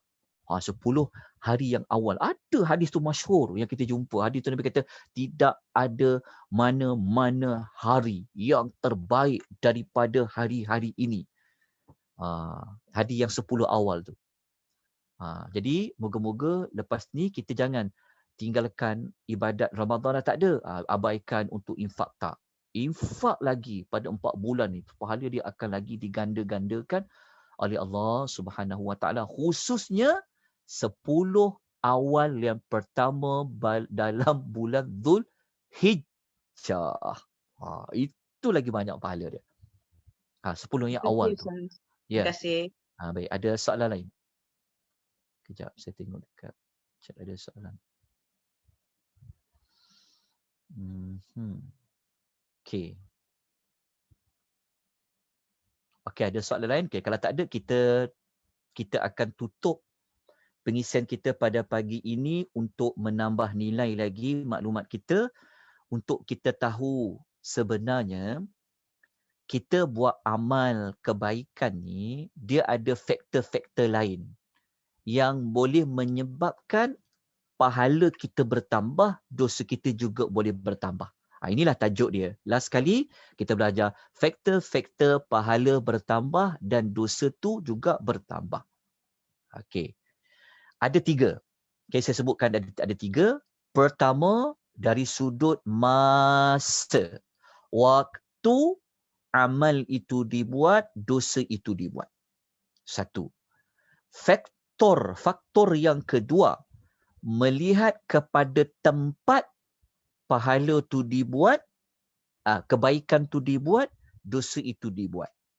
Yang ketiga, melihat kepada darjat seseorang dengan Allah. Kalau darjat seseorang dengan Allah Ta'ala ni pun, dia memberi kesan kepada pahala, juga memberi kesan kepada dosa. Kita lihat faktor yang pertama. Faktor yang pertama ni pada masa. Dalam ni kita bawa 2 contoh. Yang kita sedang belajar sekarang ni, 4 bulan haram ni, dalil dia ni, ini sebenarnya dia duduk dalam faktor masa dan waktu yang kita buat. Ini kita dapat dah tadi. Sebenarnya, pada kita buat ibadat haji, pahala dia tak sama apabila kita buat ibadat ketika mana bukan ibadat haji. Luar daripada ibadat haji, dia tak sama nilai dia. Yang ni kita kena rujuk contohnya dalam Suratul Baqarah ayat nombor 197. Dekat sini. Begitu juga dosa yang dibuat ketika buat ibadat haji tu, dia punya gandaan dia tak sama dengan kita tak buat ibadat haji. Bergaduh kita kan, kita maki orang, kita marah orang, masa kita tak buat ibadat haji, dosanya tidak sama macam kalau kita maki orang ketika mana kita buat ibadat haji. Berbeza tu. Sebab apa? 2 perkara ni berada daripada bawah faktor masa. Faktor tempat, kalau kita buat ibadat di Masjidil Haram, dia tak sama dengan kita buat dekat masjid-masjid yang lainnya. Ni kita sedia maklum. Begitu juga dengan dosa.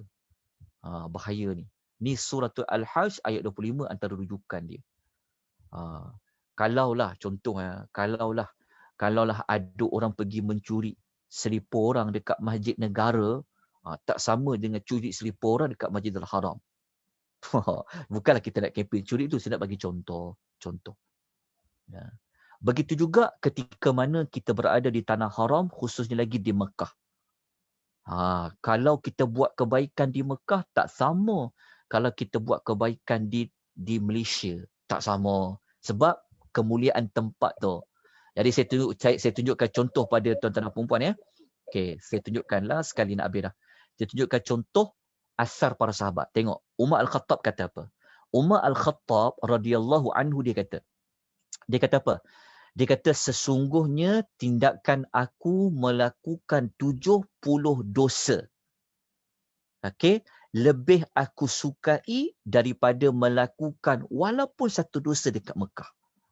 Bukanlah maknanya Umar ni dia nak buat dosa, tak. Maknanya dia kata kalau aku buat dosa 70 dosa dia kata dekat tempat lain berbanding dengan aku buat 1 dosa di Mekah ni, dia kata lebih berat di Mekah walaupun 1.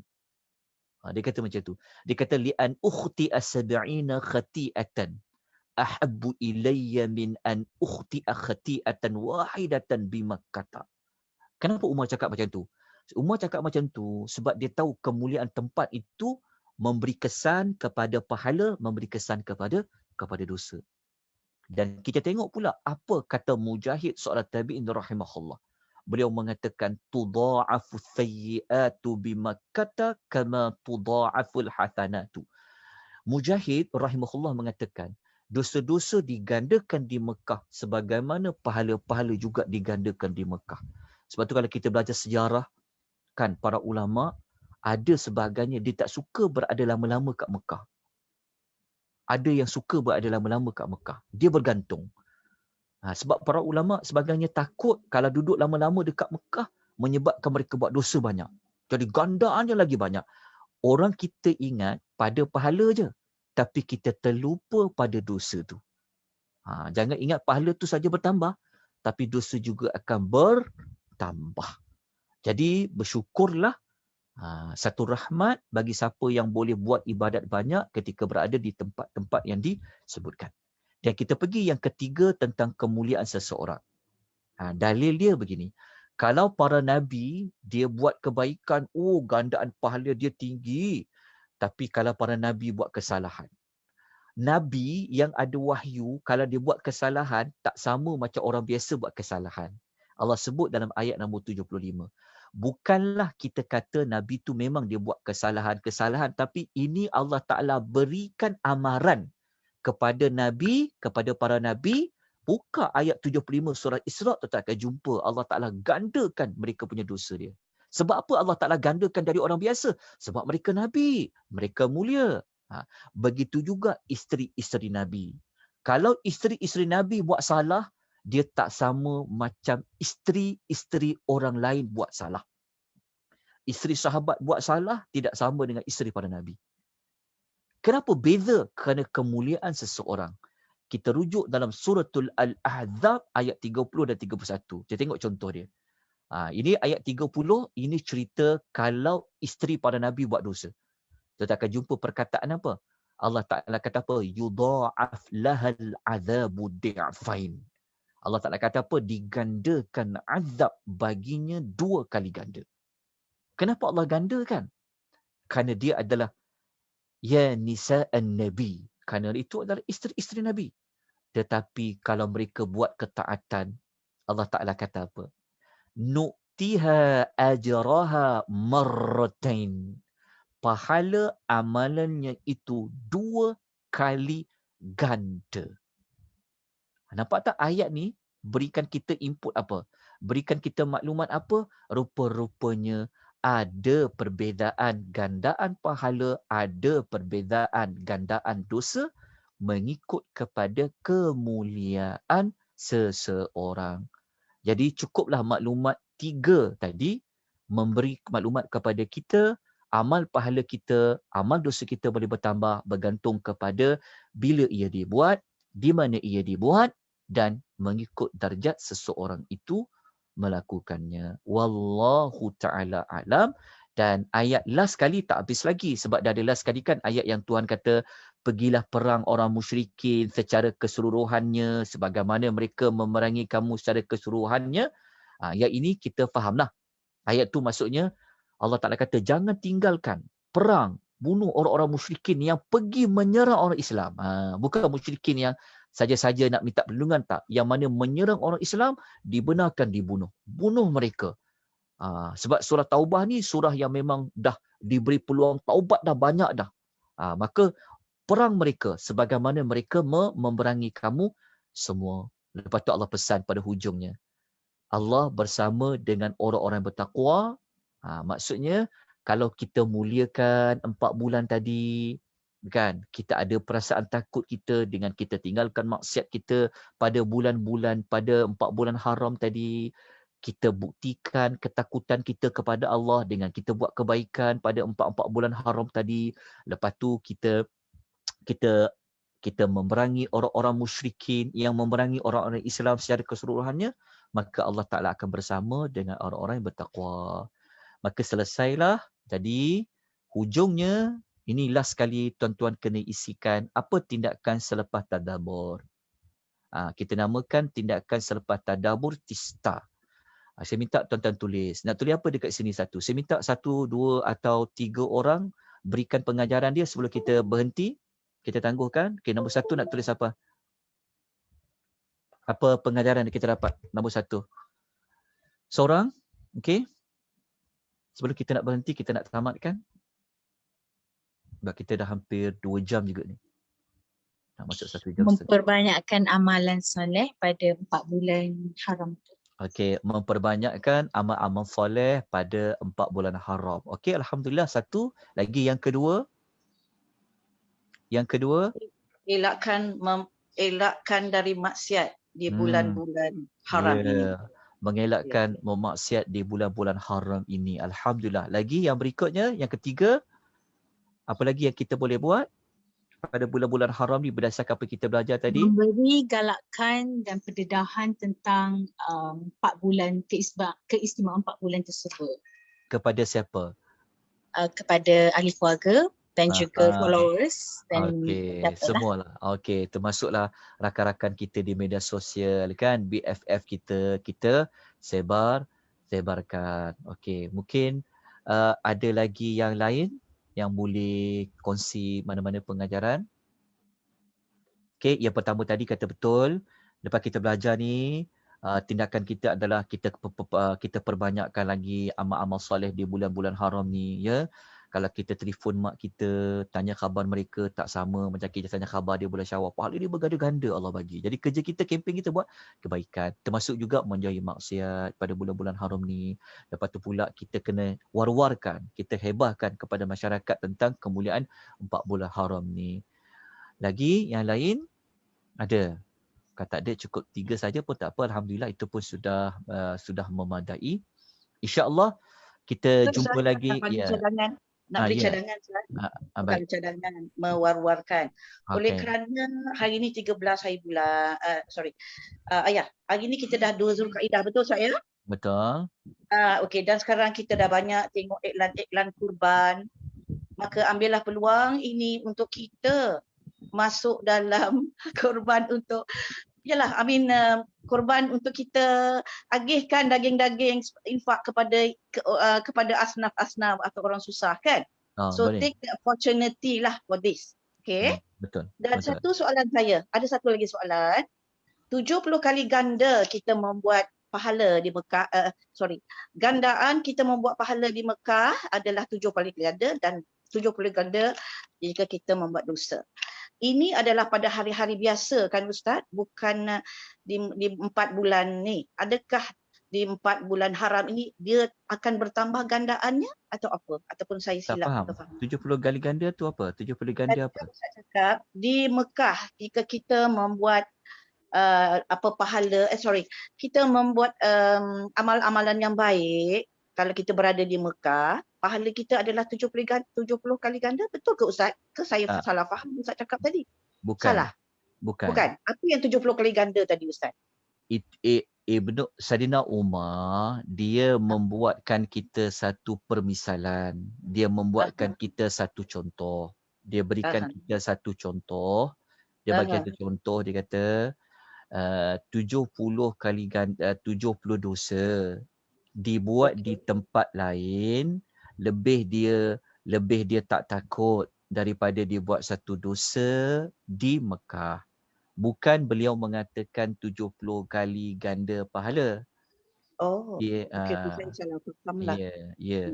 Maksudnya tadi Saidina Umar ni dia nak mengatakan bahawa dia nak buat satu nisbah perbandingan tentang betapa beratnya buat dosa satu di Mekah berbanding dengan buat 70 dosa di tempat yang lain. Itu dia buat perbandingan. Okey, selama ni memang kita tahu kan Ustaz, kita akan berganda-ganda pahala kita jika kita membuat amalan-amalan yang baik di Mekah dan berganda juga dosa-dosa kita kan. Okay. Itu untuk keseluruhan bulan lah. Jadi masa 4 bulan haram ni adakah pertambahan di situ? Baik amalan yang baik, baik juga dosa yang baik. Ya, tadi kita dah sebut. Ya betul lah. Tadi kita dah sebut dah. Tadi kita dah sebut pendapat Ibnu Abbas radhiyallahu anhuma dengan pendapat Qatadah. Itulah sebenarnya hasil daripada ayat kita baca ni.